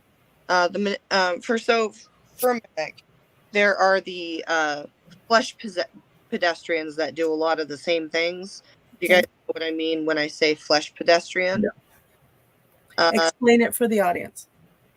It is, I'm only going to say this once, because it's inappropriate to say out loud, and I ask the audience not to say it because it's an appropriated term, but it is called a skinwalker. Oh, yep. Okay. So they do same things like mimicking language back and forth, stalking, but they'll boldly come into your house uninvited, and they'll choose the voices of a loved one. They'll choose scratching on the walls, the doors. They can physically manifest into a present form, and they are so hard to get rid of. Mm-hmm. I personally think they might be related to the Fae on some level, because the energy I feel off of some of them necessarily aren't. That would make some sense. Yeah, doesn't necessarily feel like it had been human at one point. It feels like it has been other at one point. Yeah, because flesh pedestrians, they feel twisted. Mm-hmm. They don't feel like they feel other, but not Fae. They feel just somewhere a wrongness. But I didn't think the courts came over this way. I thought they just stayed over in the UK. Oh, no, there's plenty over here. So I actually have a friend that I believe that she actually has Fae blood. Oh. Because for one, she was doesn't know how to shield, but she has some of the strongest shields I've ever seen. She is able to manifest on accident, but it has an interesting side effect. When she manifests, it pulls luck from the future, essentially. Oh, and that kind of mess with things in the future then? Yep. So essentially, every time she starts manifesting, it kind of adds up into one big bad happening. Yeah. And so and even the energy I get from her feels Fae. And I did some readings talking to the goddess about it, trying to pinpoint what's going on. And so far what we've pinpointed is that somewhere in her ancestry there was autumn court seed. All right. I see where this is going. And it was just that's cool. It's interesting. But there's so much we still don't know. Exactly.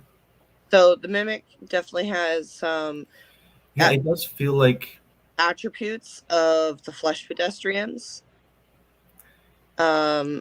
Which it's more like the act similar, kind of like Coyote and Loki. yes. They're both tricksters, but they're not the same. One is less considerably less violent than the other. Yeah. Like so Yeah, the mimics are more like mischievous, whereas flesh pedestrians, they are just starving. I would say that actually the mimics are more charming. I just don't know how to get rid of it. I'm pretty sure the one that we had in the house is gone now. I'm gonna knock on wood for that one. Wait, in your house? It was here. I was in the height of writing my anthologies, and I heard Chris coughing in the other room, and his voice is a very particular voice. And so, like, I would walk by, and I just ignored it, following the rules of the Appalachian people. I was going to say, but remember, even if you're writing fiction, if you're writing about that sort of stuff, it will bring it to you. It's kind of like knocking on a door. I paint, I illustrate, I write, I do all this stuff, and I've noticed that when I'm doing something, it's almost like a call, which is why I have to be very, very, very, very careful. That's why I keep it very short stories. Oh, and I wanted to ask you, Eden. I also do a podcast for my Alicia's Desk for my writing and stuff. Oh, cool. And I wanted to know if you wanted me to interview you as an author on it, so you can kind of promo your book. I would love to. I've so many. And possibly read one of your short stories on. I could either read it for you, or you could read it yourself. I'd prefer if you read it yourself, though. Wow, I would absolutely adore it. Okay, cool. I'm always looking for more authors. I love science fiction, fantasy, horror, and especially urban fantasy, which I ended up being good at writing. Yay. And so I always like to pull more authors in and give everybody a chance. The new story I'm writing now, I'm turning it into another series, go figure. It's going to be the Final Girl series. Okay. And the first story is a girl who survives being possessed by a demon. Ooh, nice. Now, quick question. Are you pouring some of what you know into the fiction stories? I am. Nice. I've been doing that on this side, too.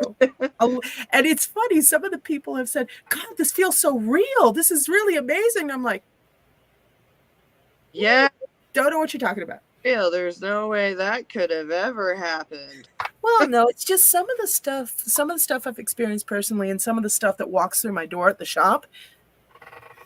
There's no real, you kind of got to process it first, you know what I mean?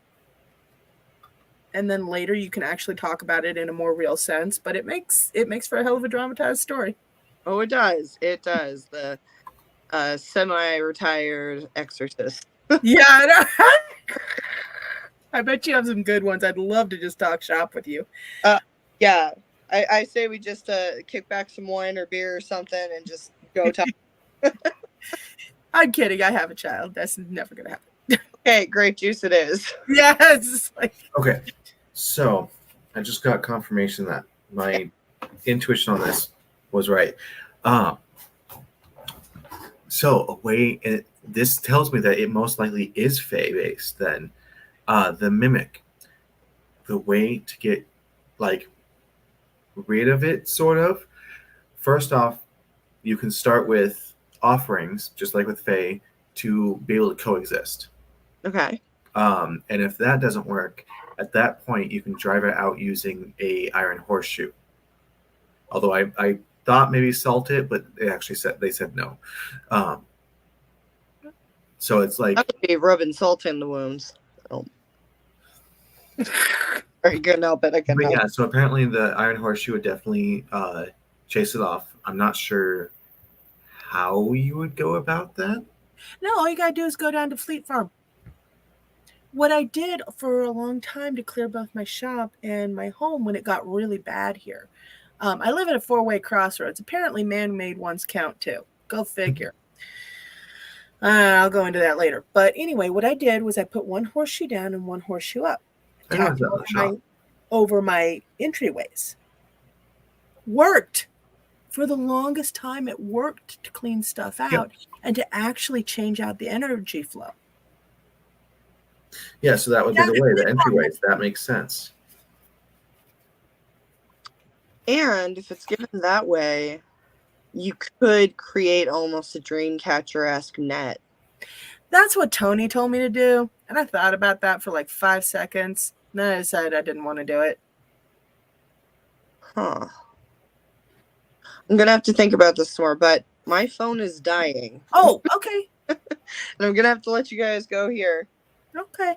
Well, thanks for hopping on. I appreciate it. I know you've got to be tired. Sorry to go late.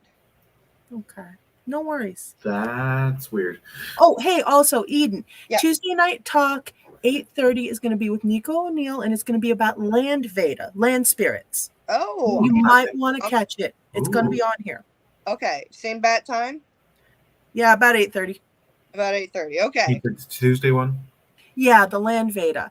You might, even if you just catch it on a rerun on Spotify, because Nico's pretty cool about the land Veda. Yeah, I used to give lots of offerings to land Veda. Oh, I haven't done that forever. But I mean, why not? I'm reading less Norse, so like I don't really need to. But it still would be probably polite. Still sounds fascinating. I'm down. So yeah, no. Anyways, I will let you go. But thanks, Right. Eden. Have a wonderful night. It was wonderful to meet you. Yeah, it was good Right, fun well- to talk to you. Good. Hope to see you guys again soon. Swags. Bye. Bye. Cool. Okay. I'm really glad she joined on. Something interesting happened though. Well, The instant I don't know which one of you said it, but it said like the horseshoes acting as a dream catcher. it was her. Something on my altar chimed. I don't have a bell yet. Okay, so that was more information for you. Her partner, Chris's high priestess, I had consulted her a long time ago about some of this stuff, and she said to tack a horseshoe up, either up or down, and put a dream catcher within it. And I really thought about it, but it just didn't feel right for me. But it might work for you. She also said to put a piece of malachite on it, especially for the shop. Wealth and finance and all that. Run out of coffee. The goddess says that actually would be not right for me. What? Why? A literally useless sacrifice. What? No, it's not about harming me. Yeah, it's weird.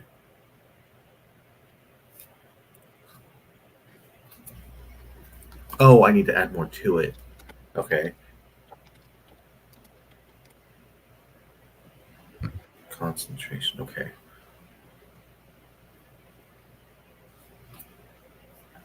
Oh, it was because I asked that before you talked about the malachite. It's the malachite edition. Okay, so yeah, just don't put the malachite on for you. No, they're saying that's what I need. Oh, okay. Because I had asked about it before you said the malachite thing. So I was thinking of just the horseshoes. See, I prefer just the horseshoes. For me, it works for me. But yeah, you might want to put some webbing through it. I could ask my friend Jen. If you don't know how to make a dream catcher, she does. She could probably teach you. No, I'm actually having an idea of how to do it. It'll take a bit of work for me, but it would be better if I crafted myself, of course. I just have to get some horseshoes and malachite. Fleet Farm. The what? Fleet Farm. The store Fleet Farm. It's awesome, and it has horseshoes. I don't know it. It's a farm store, but it's got a lot more to it. It's a little bit out of the way, but I originally went there to look for art panels, or at least something I could use as an art panel. And I found all kinds of other stuff, including actual horseshoes. Nice. That also explains a bit, because just today, I just was on my way home and I was like, oh, I'll stop by this other shop that I haven't heard of before to see what it's like. Mhm. And while I was there, I was like, oh, well, I need to get something for my front door. Like, I already have an evil eye sticker, but I want, like, more. I want a chime. I want, like, Bells. an evil eye with a chime kind of thing. Yeah. But for some reason, I kept looking at the malachite. Mhm. And now I know why. Well, malachite is a big stone for wealth and finance. Okay, a lot of people will tell you everything else, but wealth and finance for malachite, and especially if you combine it with green aventurine and some citrine. Probably not the citrine. Well, not for you, no, but Yeah. I'm just for crystals, green aventurine, malachite, citrine. I'd probably throw in a little selenite just to keep it clean, but other than that, course. yeah, you know, I like them, and that's kind of what I use myself. Although oddly enough, I have not seen any difference when I wear my malachite earrings. Interesting. Yeah, I don't know what it is. I get a lot of compliments, but I don't see an uptick in sales, so you know.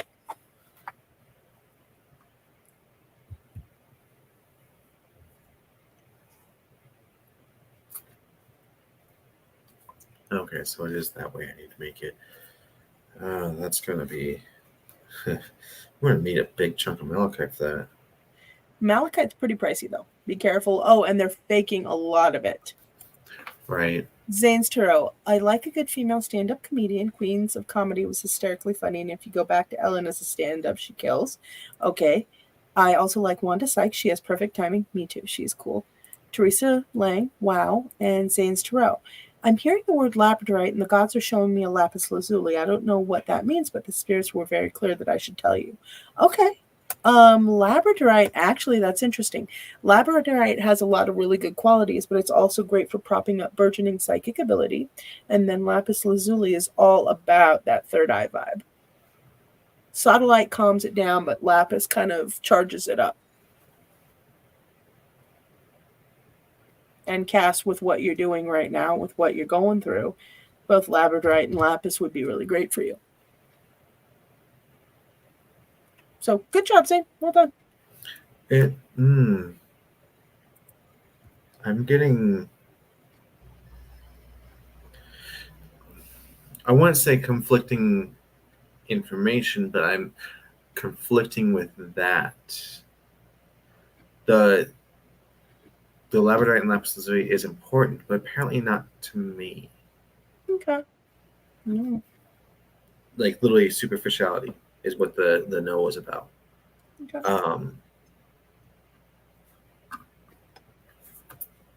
Oh. Apparently it's for you. Why would you need that? I've got plenty of labradorite and lapis. Yeah. I've got a ton of it. It's not something that does much for me. Setting I think it's goals. pretty. What? Setting goals. I've already got some goals set. What I need is more time. Yeah, I wonder why they wouldn't say that then. Zane's Tarot, that's interesting. I lost all my crystals in LA. I do go to a weir. I am so sorry you lost all your crystals, Zane. My God, that is heartbreaking. I've been through that once. Had an ex-roommate yank them all and sell them. It was horrible. Although her daughter did get one, and I was pretty happy with that. She brought it into me as like, do you want it back? I'm like, no, baby, that's yours. It's completely okay. It was funny. Her daughter's a huge sensitive, and she was running her hands over the crystal. She said that was the only one of my mom's I wanted to keep, and it felt like you. And I'm like, well, good. I'm glad. I'm glad it has a home. You know, it's just like when I go to other shops, that's my quickest way to tell if they're like any sort of like valid psychic is not always the person because they're not always there. It's when you look at the crystals. Yeah. Looking at their charge, if they're all dead, this person doesn't know what they're doing. Well, no, that's not completely true, because remember at the shop with the ley line problems, I've been having all kinds of problems keeping the energy sparky. So that's the thing, though. is even then, it's the shop energy that's been having issues. Every time, though, the crystals are still at their charge. That's what I'm talking about. Not so much the shop, the area. I'm talking about the crystals themselves. Okay, because I was feeling like some of the crystals in the shop were kind of dead. Oh, I mean, oh, I've got maybe a week, and even recharging them and everything like that, no, nothing. And I finally realized that stuff was getting drained out. yes, they Siphon, were.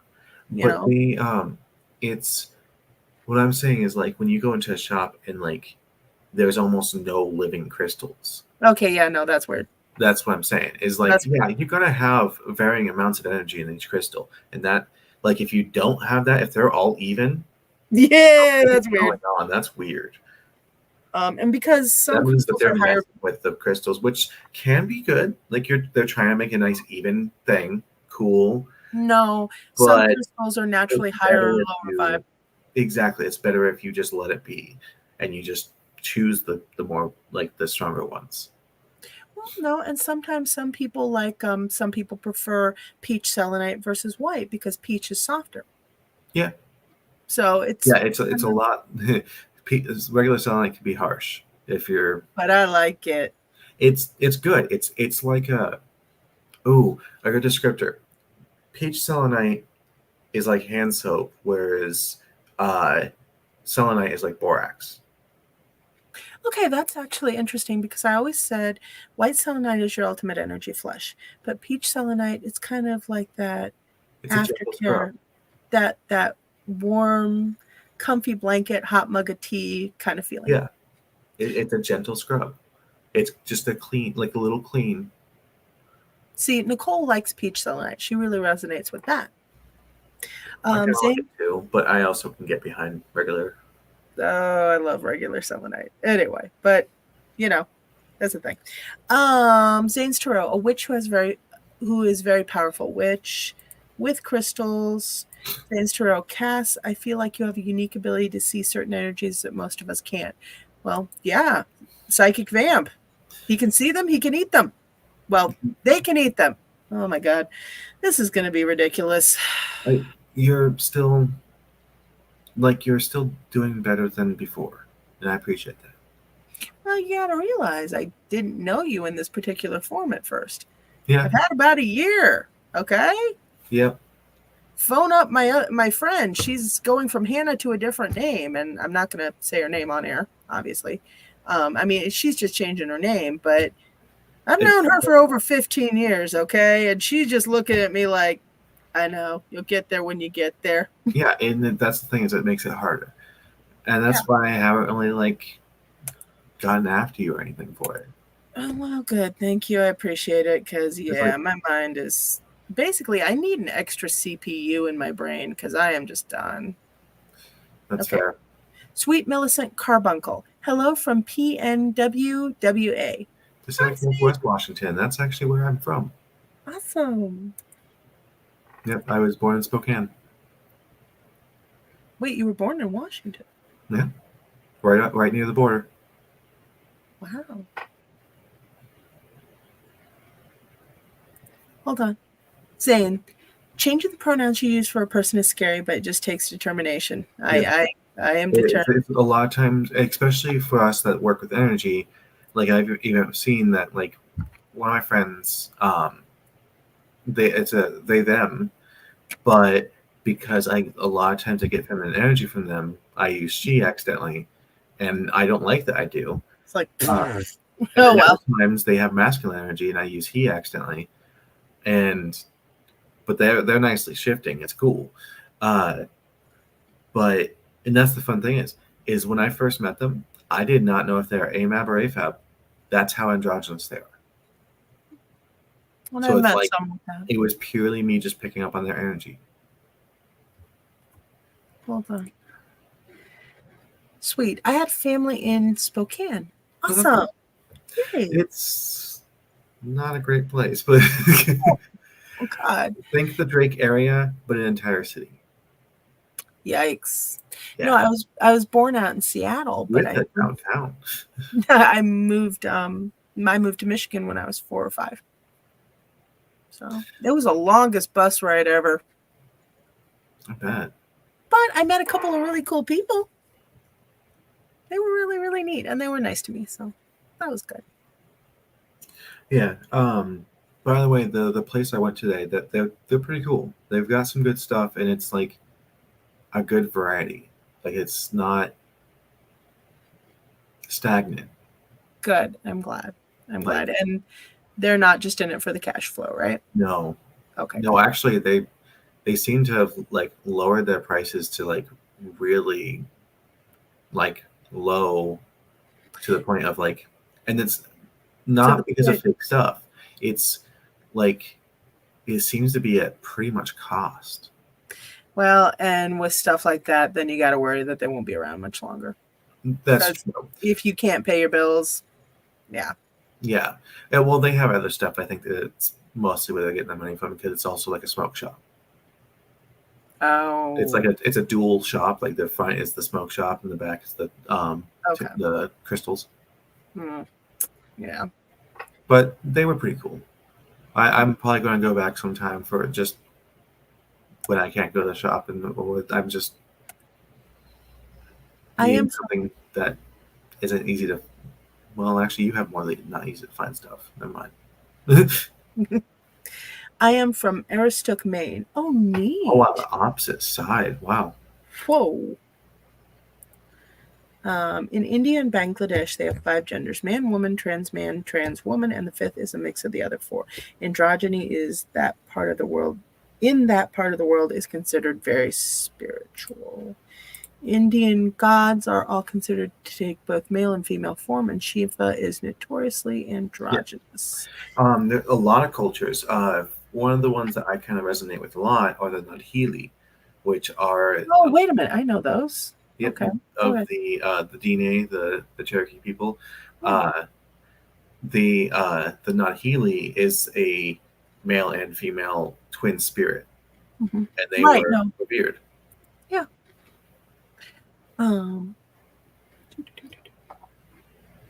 We're going somewhere with this. Yeah. We've been all over the place now. No, I know. It's that time of the night where we wind off into every direction. I was gonna say, yeah, we're at right about 2 hours though. So actually I am probably gonna call it though. Yeah, I probably should go make some food, so I get it. Yeah, definitely. Now, are you doing okay on food? Yep, I have 3 4-pound bags of chicken nuggets. Oh my god. Okay. And a bunch of peaches. What? And a bunch of peaches. Okay, well, peaches are good, but oh yeah, I'm like really obsessed. No, they're really yummy, actually. Like it's the point that Seth said that now, like, I don't have much BO like ever, but when I do, it smells like peaches apparently. Yeah. No, if you're eating that many like oranges or peaches or some sort of fruit like that, it will change your body's scent. Yeah, it's that combined with my HRT, because I went from taking a shower, then an hour later I start smelling bad, to if I forget a shower for a few days, I don't smell still. Really? It's amazing. It's so much better. That's actually really neat. So it just had to adjust the hormones. Yeah, it literally, if everything that I've gotten, besides the period, of course, from estrogen, feels like my body is running better. Okay. Well, I will say though, signing up for the periods, no, I wouldn't do it. Not ever. There's always going to be a negative to everything. Well, that, and also with the vagina comes the yeast infections, it comes the UTIs, it comes all the other problems, which I wouldn't sign on for. With a neo-vagina, you also have to dilate. What is dilating? Essentially, it's okay. They're similar to dildos, but they're medical. They're like a harder plastic, and they're at different sizes to help stretch it, to keep it from tightening too much. And you have to do that 3 to 4 times a day at first. How long? do you have to do that for? So for 3 to 4 times a day at first, for the first, I think it was 3 months, and then it goes down to like 2 times a day for about 3 months, and then for the next half year, it's like 3 times a week, 3 to 4 times a week. Okay, but then you can stop and go back to enjoying yourself, right? No, it's lifelong. Right. But it gets to be where it's like 1 to 2 times a week. Now, with the Neo girl downstairs, you're still going to be susceptible to the yeasts and the... Yeah. Oh, God. Homie. If besides the dilating and like no uterus specifically, it's nearly identical. You still have all the bacteria and everything down there. Yeah, you have to keep a healthy flora. Well, no, dude. Stress can change it. You can't have too much alcohol. Actually, less with the Neo. Okay, I was gonna say because it's still affected by that depending on what type you get, but it's less affected for most of them, especially for the inversion type, because you actually don't lubricate as much with those ones, so you have to use lube. Okay. Yeah. Nope, would not sign up for it. Like I said, next time I'd love to come back as a dude, but simply for the health matters. The health is just it's rough. I need to feed him more than one. What? I need to feed him more ways than one. I just realized. Oh, hold on. Here we go. Zane, I have had a blast with you guys. May your tacos be delicious and never fall apart unless you like taco salad. Thank you, Zane. That is the best blessing. That is the best blessing. I have Takis. Nice. Sweet. I hit menopause. I feel for you about hormone shifts. Oh, yeah. Wolf. Oh, yeah. Especially the fun of, like, now that I'm on progesterone and, like, my period just hit. Mm-hmm. Seth said that, like, made fun of me essentially, like, because of saying essentially I'm in heat. See, that never happened with me before my period. It's specifically because of the meds I'm on affect me slightly different than cis women. It would hit me before. A lot of women got really hot and bothered during their period. Yeah. And me, I was miserable. I'm just like laying there curled up on the couch. I want to throw up. I want to. Oh, yeah. I'm like, when I get cramps, yeah, no, it's. And I've gotten a couple during our talks, but this whole time, but not as bad as last night. And during those times, it's like, no, fuck off, leave me alone. But it was like that for me through the entire thing. Okay, I mean, women would walk up to me and be like, "I only have a 3-day period. I have no cramps." I'm like, "Get out now, go!"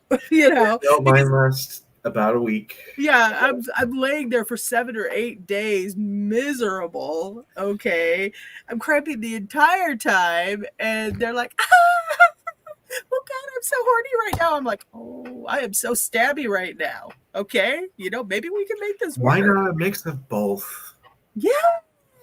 Yeah, but no. Sweet says that sounds almost like doing dialysis. Yeah, it's. I had to get an ablation to stop my period. Ooh. Oh. Yeah, and that's actually the funny thing is when I was on medroxyprogesterone, which caused other issues. That's why I'm off of it. It's not a healthy one, but it's actually what they use for some cis women for birth control, and it's the one that actually only stops their period. Okay. I had no effects last month when I was on that. Nice. No cramps. Very little cramps. But it was almost nothing. It's like, that's interesting that I'm affected the same way. Yeah. And yet there are still so many people, including other trans women. Like last night, I actually had one that was telling me that, "Oh, you don't get a period." It's like, yeah, tell that to my cramps. Tell that to my bloating. You know what? I've had a lot of people say different things. And what I like to say is, and I've had people talk to me about this, and I've said, I just don't care. Yeah, it's literally like, if you may not have encountered it, But that doesn't mean that other people don't. That doesn't happen. Okay. And So- again, there's still the chance that I'm intersex. I'm still like working on getting that tested. But that doesn't mean that it doesn't exist. Here's the deal.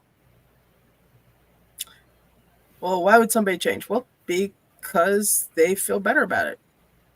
As long as they're not doing it to, as long as they're not doing it for the wrong reasons, I'm okay. This is who you need to be. Yeah, I feel so much more myself and so much better. You're not expecting this to make all your problems go away. No, I was expecting it to like make things a little easier for myself to solve, and then it was more like problems went away. I'm like, oh, well, thank you, cool. You're not running around using it as a bludgeon for people. No, I'm. You're actually being really, as much as I can. You're being really awesome. You're doing you.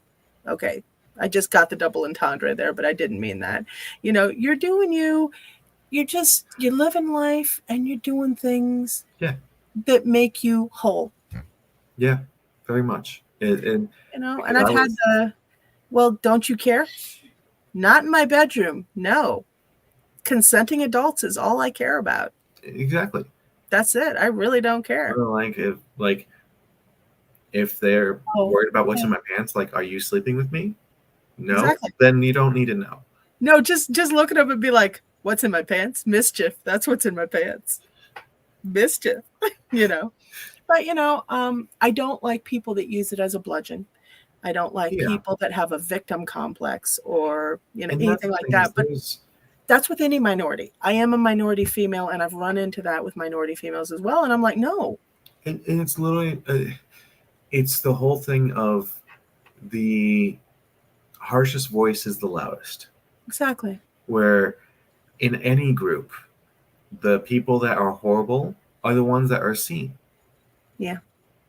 Doesn't mean that we're all horrible.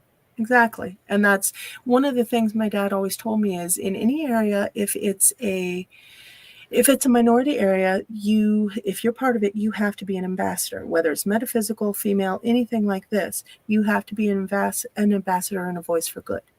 Exactly. I just do my best for myself and for others. See? And you know what? That's why I love having you on here and working with you. Hold on. Now, Sweet Millicent said, watch for blood clots. Yes, that was one of the issues with the medroxyprogesterone. It has a ton of health issues, but of course insurance is like, no, you have to take that one until you have issues. Oh, fun, right? Yeah. Insurance. Zane's Tarot. When my sister went on hormones, she got super emotional. Lol. That was when I could fully switch the pronouns I use for her to she, her. And that's the thing, is I've even noticed that when I'm even in my own head more feminine, when you are actually using my pronouns more. I know. It's because it is very much who we are within ourselves and how we hold ourselves. Yes. And by doing so, like even actually just today and yesterday, I have felt even more feminine and more myself. And it's like, I feel great because of it. And people are noticing. Yes. Yes, it is exactly what you project. I had so many comments about my boobs yesterday and today. There you go. Okay. Generally, that's a no-no for women? Well, yes, but it's something like because so many people have misgendered me, and it's like, how can you ignore D's in front of you? No, because you know what? I know a lot of guys who have D's unwittingly, okay? But do they dress like I do and look like act Some like of them do, don't ask. But I also run around in the science fiction community and the LARPing community and all that, okay? That will do something. But that's the thing though, it's like it should at least make you go, is it which one are they using? Like it makes you at least question or be like stumble. But no, people are straight just he, and it's like there's only a couple things about me that scream he. Like my voice, my face, and my shoulders. Honestly, no, it's the energy you're putting off. So, and that's exactly it. Is like by diving more into myself, I'm able to find more of the feminine energy, and that helps bring it. Cass? I know wording. Anyways, before that, it was hard because it's scary to switch pronouns. Yes. Sweet Millicent, I always ask people their name they wish to be called. The rest of that is not my business, right? Just like my friends, I do not want to know their dead name because I don't want my brain to even think of that. If I'm a friend, I'm going to want to know everything about you. That's just who I am. Yeah. Okay. I mean, hell, you pulled my dead name out of thin air. But Zane's Turo, I had to summon a lot of courage to switch her pronouns. It was scary for all of us, but we all love her, and her true friends never abandoned her. Very true. You know, and it's, yeah, just, yeah. No, I'm working on it. Right now, I'm setting everything to the side because, man. Yeah, and like even though, I know for a lot of people, they, them is difficult pronouns to use because like a lot of people were taught that it's plural only, even though a lot of us that were taught that it's also just for unknown. And the I was told that the men have an Adam's apple hard to hide. not all, but yes, on average. So if you notice, like I do have an Adam's apple, but it's way up here now while I'm talking. Mm-hmm. Whereas if I drop my voice down to how it used to be, it drops lower. yeah. God, that's so hard now. I can't even get as low as I used to be. You are. Should have got low. Okay, we're good. Now, anyways, but no, back on topic, metaphysical topic. Yeah, yes, please. Oh, that's nice. It's been now she's with a guy who we all love and consider a brother, and when people misgender her, we correct them. That's good. I'm glad she found happy. Oh, I was saying something that was kind of slightly important to me about the they them. Like, yes, I go by they them, but if that's hard, I can understand, but I would rather she her than he him. So if you ever like, oh, have nice, trouble saying they them, go ahead and use she. Okay. Actually, that's probably going to be easier for me. Oh, with my voice? Yeah, I would use that as a singing. Yeah, so I like that. Good job, sweet. The voice training is that we, of course, Dennis. I love it. Could we discuss adjectives? Yes, I identify as a problem. Okay, that one's good. I like that one. Or excuse me, what is it? My pronoun is problem, and I identify as a threat. I always liked that one. That one's an interesting one. I identify as a threat. But the vocal training, a lot of it is learning how to shift our voice around and try different things, which helps so much with singing. Because actually, that's how I train my voice to get to this point. Is I use the songs I enjoy. Oh, that's interesting. What? I have a bag of rocks behind the computer. I also have rocks in front of the computer. But this just dropped out out of nowhere. So this is blue aragonite, some clear quartz, an amethyst, and a scolecite. Scolecite is great for negative energy, but blue aragonite, it's got a lot of different properties, but it relates right to the throat area. I love blue aragonite. It's one of the stones I can't get my hands off of. And I'm still like I'm trying to actually find either way. Wow, Dennis! I agree. You can be a problem. Wang. Dennis, what's tonight's topic? You're right. Okay. Yeah. Oh, sweet Millicent. My pronoun is mom. Yay! Okay, my pronoun is mom too. Anyway, what's tonight's topic? So Uranus retrograde and ghost stories. So and like I don't have any more ghost stories just because they don't like me. Well, that's because you eat them. Dennis, I am Jack's utter lack of surprise about the mom comment. Okay, sweetheart, you can put your pronouns on social media and there's magic to it. It makes it difficult for others to misgender you. Lucifer himself cast that magic. Oh, okay. Also, just as a side. Oh, nice. Yeah, it's a rear view mirror sticker. Yeah, I've seen those around. They're pretty nice. I really like it. By the way, I've got 3 of them. Would you like one? Maybe, actually, yeah. Well, I'm I good really for like it because I have a lot of driving stress. I thought about the one saying just breathe, but I like this one better. Hello gorgeous sounds a little too glammy. I like hello beautiful. Yeah, I like that. You know? Well, if you would like, I can bring one by on Saturday. That would be great. Okay, cool. I need to redo my stickers on my windows and that. It's really funny because my mom's letting me use her car. She has a spare car, so she's letting me use it. And she's okay with me changing the interior a bit. So now it's turning slowly more and more and more hot pink inside. My mom's not a pink person, but I love teal. I love all the different colors. But when I'm driving, I like pink because it's more self-care. The heart chakra is either green or pink. So green, trust issues, pink for self-care and self-love. I find it funny you're talking about that, and then Dennis says something. Oh, okay. Hold on. The lack of surprise was for the bag of rocks. Yeah, that wasn't one. And then you are gorgeous. Aw, thanks, babe. Anyways. Yeah, I figured that was fitting for talking about rose quartz and that. Well, it's one of the. Oh, I don't have any rose quartz in there, but so the car's interior is going more and more and more pink. And Mom made a joke. She's like, "What? No pink fur dice?" I'm like, "Okay, Mom." So I went out and got a set of pink fur dice. That's so great. The next time she gets into drive, she's going to be like.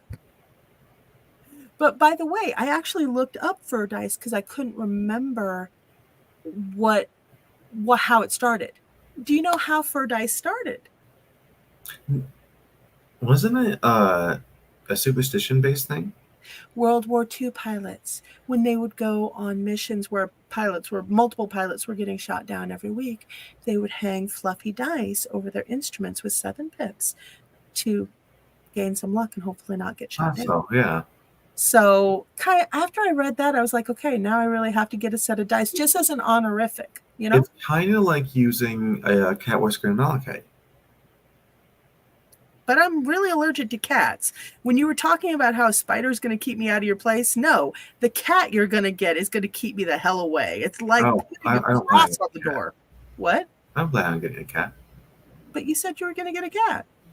No, I said Alyssa might bring her cats, but she's not. Oh, okay. I was going to say, because the second there was cat involved, I'm like, don't worry, you just did this. We're good. No, I like cats, but I'm not really a cat owner. I'm hyper allergic. Hold on. Dennis, hot pink, and I love it. Quit taking the pink first steering wheel cover off. No, whenever Dennis drives the car, he loves the pink. It's really wild.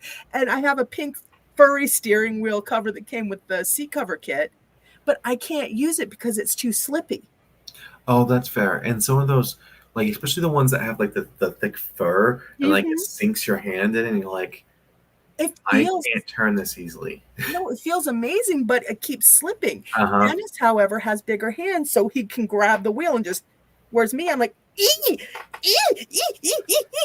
So, but Dennis loves the pink fur steering wheel cover. He's just like, yeah, furry steering wheel. So I have a furry armrest instead. It's pink. I mean, yeah, it's something. Hold on just a second. Sweet Millicent. My favorite rock is one we got from Mount St. Helens. Pretty green color with a lava-like feel. Oh, no, I love those. That's not calcite. What is that? No, that's not. It's Vulcanite? It's not. I think it's Vesuvianite or Idocrase, but there's one in particular to Mount St. Helens, and I love it. I've always wanted a piece of it, but I can't get my hands on it. At least, okay, not the authentic stuff. You're right. It is difficult, and even like I'd probably even have trouble getting my friend to get some, even though he lives up near there. Well, if he can, I'd like some. Hold on, Sans Tarot. I'm still trying to get some ideas for us. Yeah, no kidding. As an out and proud bisexual man, I know how scary it is to live as a woman. or how must be to live as a woman. That being said, the more courageous you are, the more magic will reward you with power. Now, that last part is absolutely true. Yeah, it's crazy because literally just the instant I turn my dating apps over from how they used to be to who I'm now, I get like 10 to 20 messages a day from different creeps. That's weird. Like literally people like asking to see nude photos instantly. I would not be comfortable with that.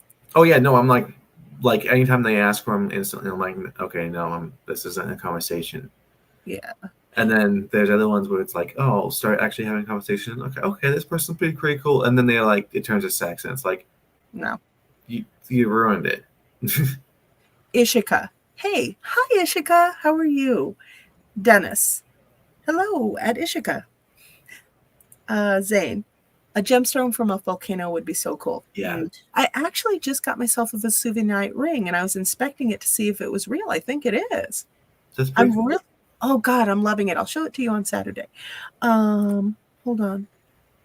The geologist wanted it, and I won't part with it. Good job, sweet. I don't blame you.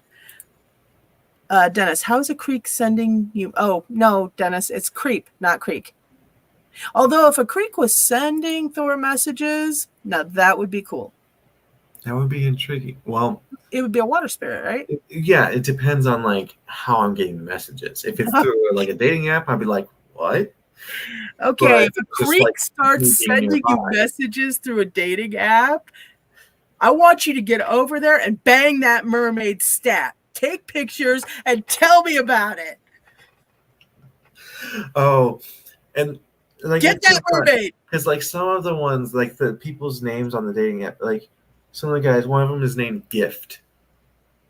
And it's like, oh, that's already cringy to start bypass with. Right away. Yeah, it's like an instant. And there's so many of them nameless. Like bypass that too. Yeah, no thanks.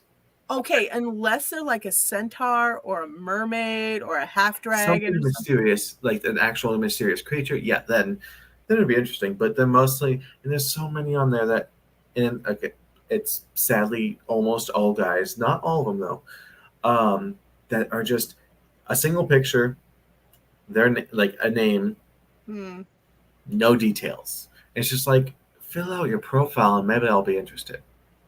I was gonna say, look, if you get a chance to nail Mothman, you better take it. Yeah. And then you selfie afterward. It's just like, God. Oh, and this was the last time we heard from Cass. We don't know what happened, but I don't think Mothman took kindly to that. I would become famous, though. Dead, but famous. Yep. Hey, I'd have to make sure to make some sort of material, like a book or a painting or something beforehand, so it goes up in value. I know, right? No, actually, what you absolutely have to do is you have to perfect the energy feeding technique where you can do a quick feed so you can get away really fast. See, it's so hard. Like bang Mothman, selfie, put it out, drain the Mothman, and go. So there are some vamps, like some of the vamps out there, they can feed super quick, but because I don't feed regularly, so like I don't keep myself full. Yeah. I have a hard time. It's like a trickle feed when I can. Right. Well, still better weaponize it, especially if you're going to be doing anything. Oh, I've been trying to, because like there are times where like when someone is being way too up in one of my friend's face or something like that, where they're just causing issues, it's like, okay, let's tire you out a bit so you back down and go home. But it's not entirely ethical, but it's better morality. I was gonna say it's a good tool. Okay, because especially if they're starting to get angry, because I'm preventing violence. It's a good tool, and sometimes you got to use everything in your tool belt. Sorry, it's the truth. Yes, I know there's a double entendre there somewhere, but no. But no, honestly, yeah, that would be fun. Dennis, I thought it was referencing a member of the Creek tribe. Huh, Creek tribe. I did not know there was a Creek tribe. Hold on. Being born in the late 60s, I got stuck with the name Cherry Ellen. Actually, Cherry Ellen is so fun. I like it. It's a cool name, but I mean, if it doesn't fit you, it doesn't fit you. And I get it. Cherry Ellen, though, that's pretty cool. All right, my dear. I am going to sign off. I Yeah. will probably see you Saturday. Go eat chicken nuggets because, like, I don't care if you're turning into a girl. You still eat like a 5-year-old boy. Well, I'm in second puberty, so I'm eating to grow. Literally. How about a nice steak and potatoes? That sound really good right now. I'm a bit low on iron, so I really need like steak or oysters or something. Today was my mom's birthday. Oh. So I was going to get groceries and everything. As you know, I'm living out of a hotel right now while the plumbing gets butt-fucked. Oh, God, I hate this plumber, Cass. I hate this plumber. This plumber is... Anyway, yes, this plumber makes me stabby. But I was going to Hy-Vee and I saw out on the grill all these steaks. They were cooking steak, potatoes, and green beans for $10 a plate. That's not bad. And I mean, these steaks were good size, okay, and thick. I felt bad for Dennis. I got Mom her birthday steak because it's better for her than cake, but she would enjoy cake more. That's true. Right? Mom's diabetic. More nutrients. No cake for her. But I got Dennis his, and poor guy, his was redder than hell. They forgot to cook most of it. Jeez. He ate it. He's fine. Are you okay? Cramping? Yep. Nah. Take it easy, man. Yeah. Peace. All right. Good night, everyone. You too. I love you all. Like, comment, subscribe. If there is a topic you would like us to cover, a metaphysical topic, let us know. We love covering everything. We love ideas. And yeah, for the next couple of talks, though, it's probably going to be a little bit lighter fare, just simply because of all the chaos going on in everyone's life. Right. We needed some positivity. And just kind of a relaxed atmosphere. And probably not the positivity that I'm enjoying right now, because that's not really public satiable. I don't know what you're referring to, but okay. I remember I was talking about being in heat. Oh, yeah. Well, good for you. Yeah. It's its own thing. Good for you. Good for you. Hold on. Dennis, we rewarded Abuela with watching the kids while Alicia hosts a live stream. Oh my God. Yeah, happy birthday, Ma. Yeah. Enjoy your grandchildren. It's a visit. Yeah. By the way, I do. She's never going to see this and never going to watch this, but I do want to do a huge birthday shout out to Mom. Happy birthday, Mom. I love you. Okay. Tanjobia Meto Gozaimasu. God, it's been a while since I've said that. Oh. You all have an awesome night. We just had chicken strips for dinner, too. Nice. Dennis, I'm waiting for my cuddles. Okay. From Abuela? Because she's not cuddly. If you know any Virgos, they will end this. Throat punch you. Okay. Sweet. A topic of spirits attaching to objects. Thank you, Sweet. Actually, that sounds great. We have talked to some about that, but not let's do specifically that. Especially since we can talk about things like with thrifting and that. Well, I'd love to get Nico back on for this, but he does the Within the Cauldron podcast on Thursday nights. Yeah. So. Oh, he did it on Thursday? I thought it was Wednesday nights. Thursday nights. Oh. That's going to be hard to get him on any of these. I know. That's sad, because he's a great guy. Well, he's really, really super knowledgeable. So, Marv. But thank you, Sweet. Yes, I love that topic. Okay. Cass, put that in your mental file.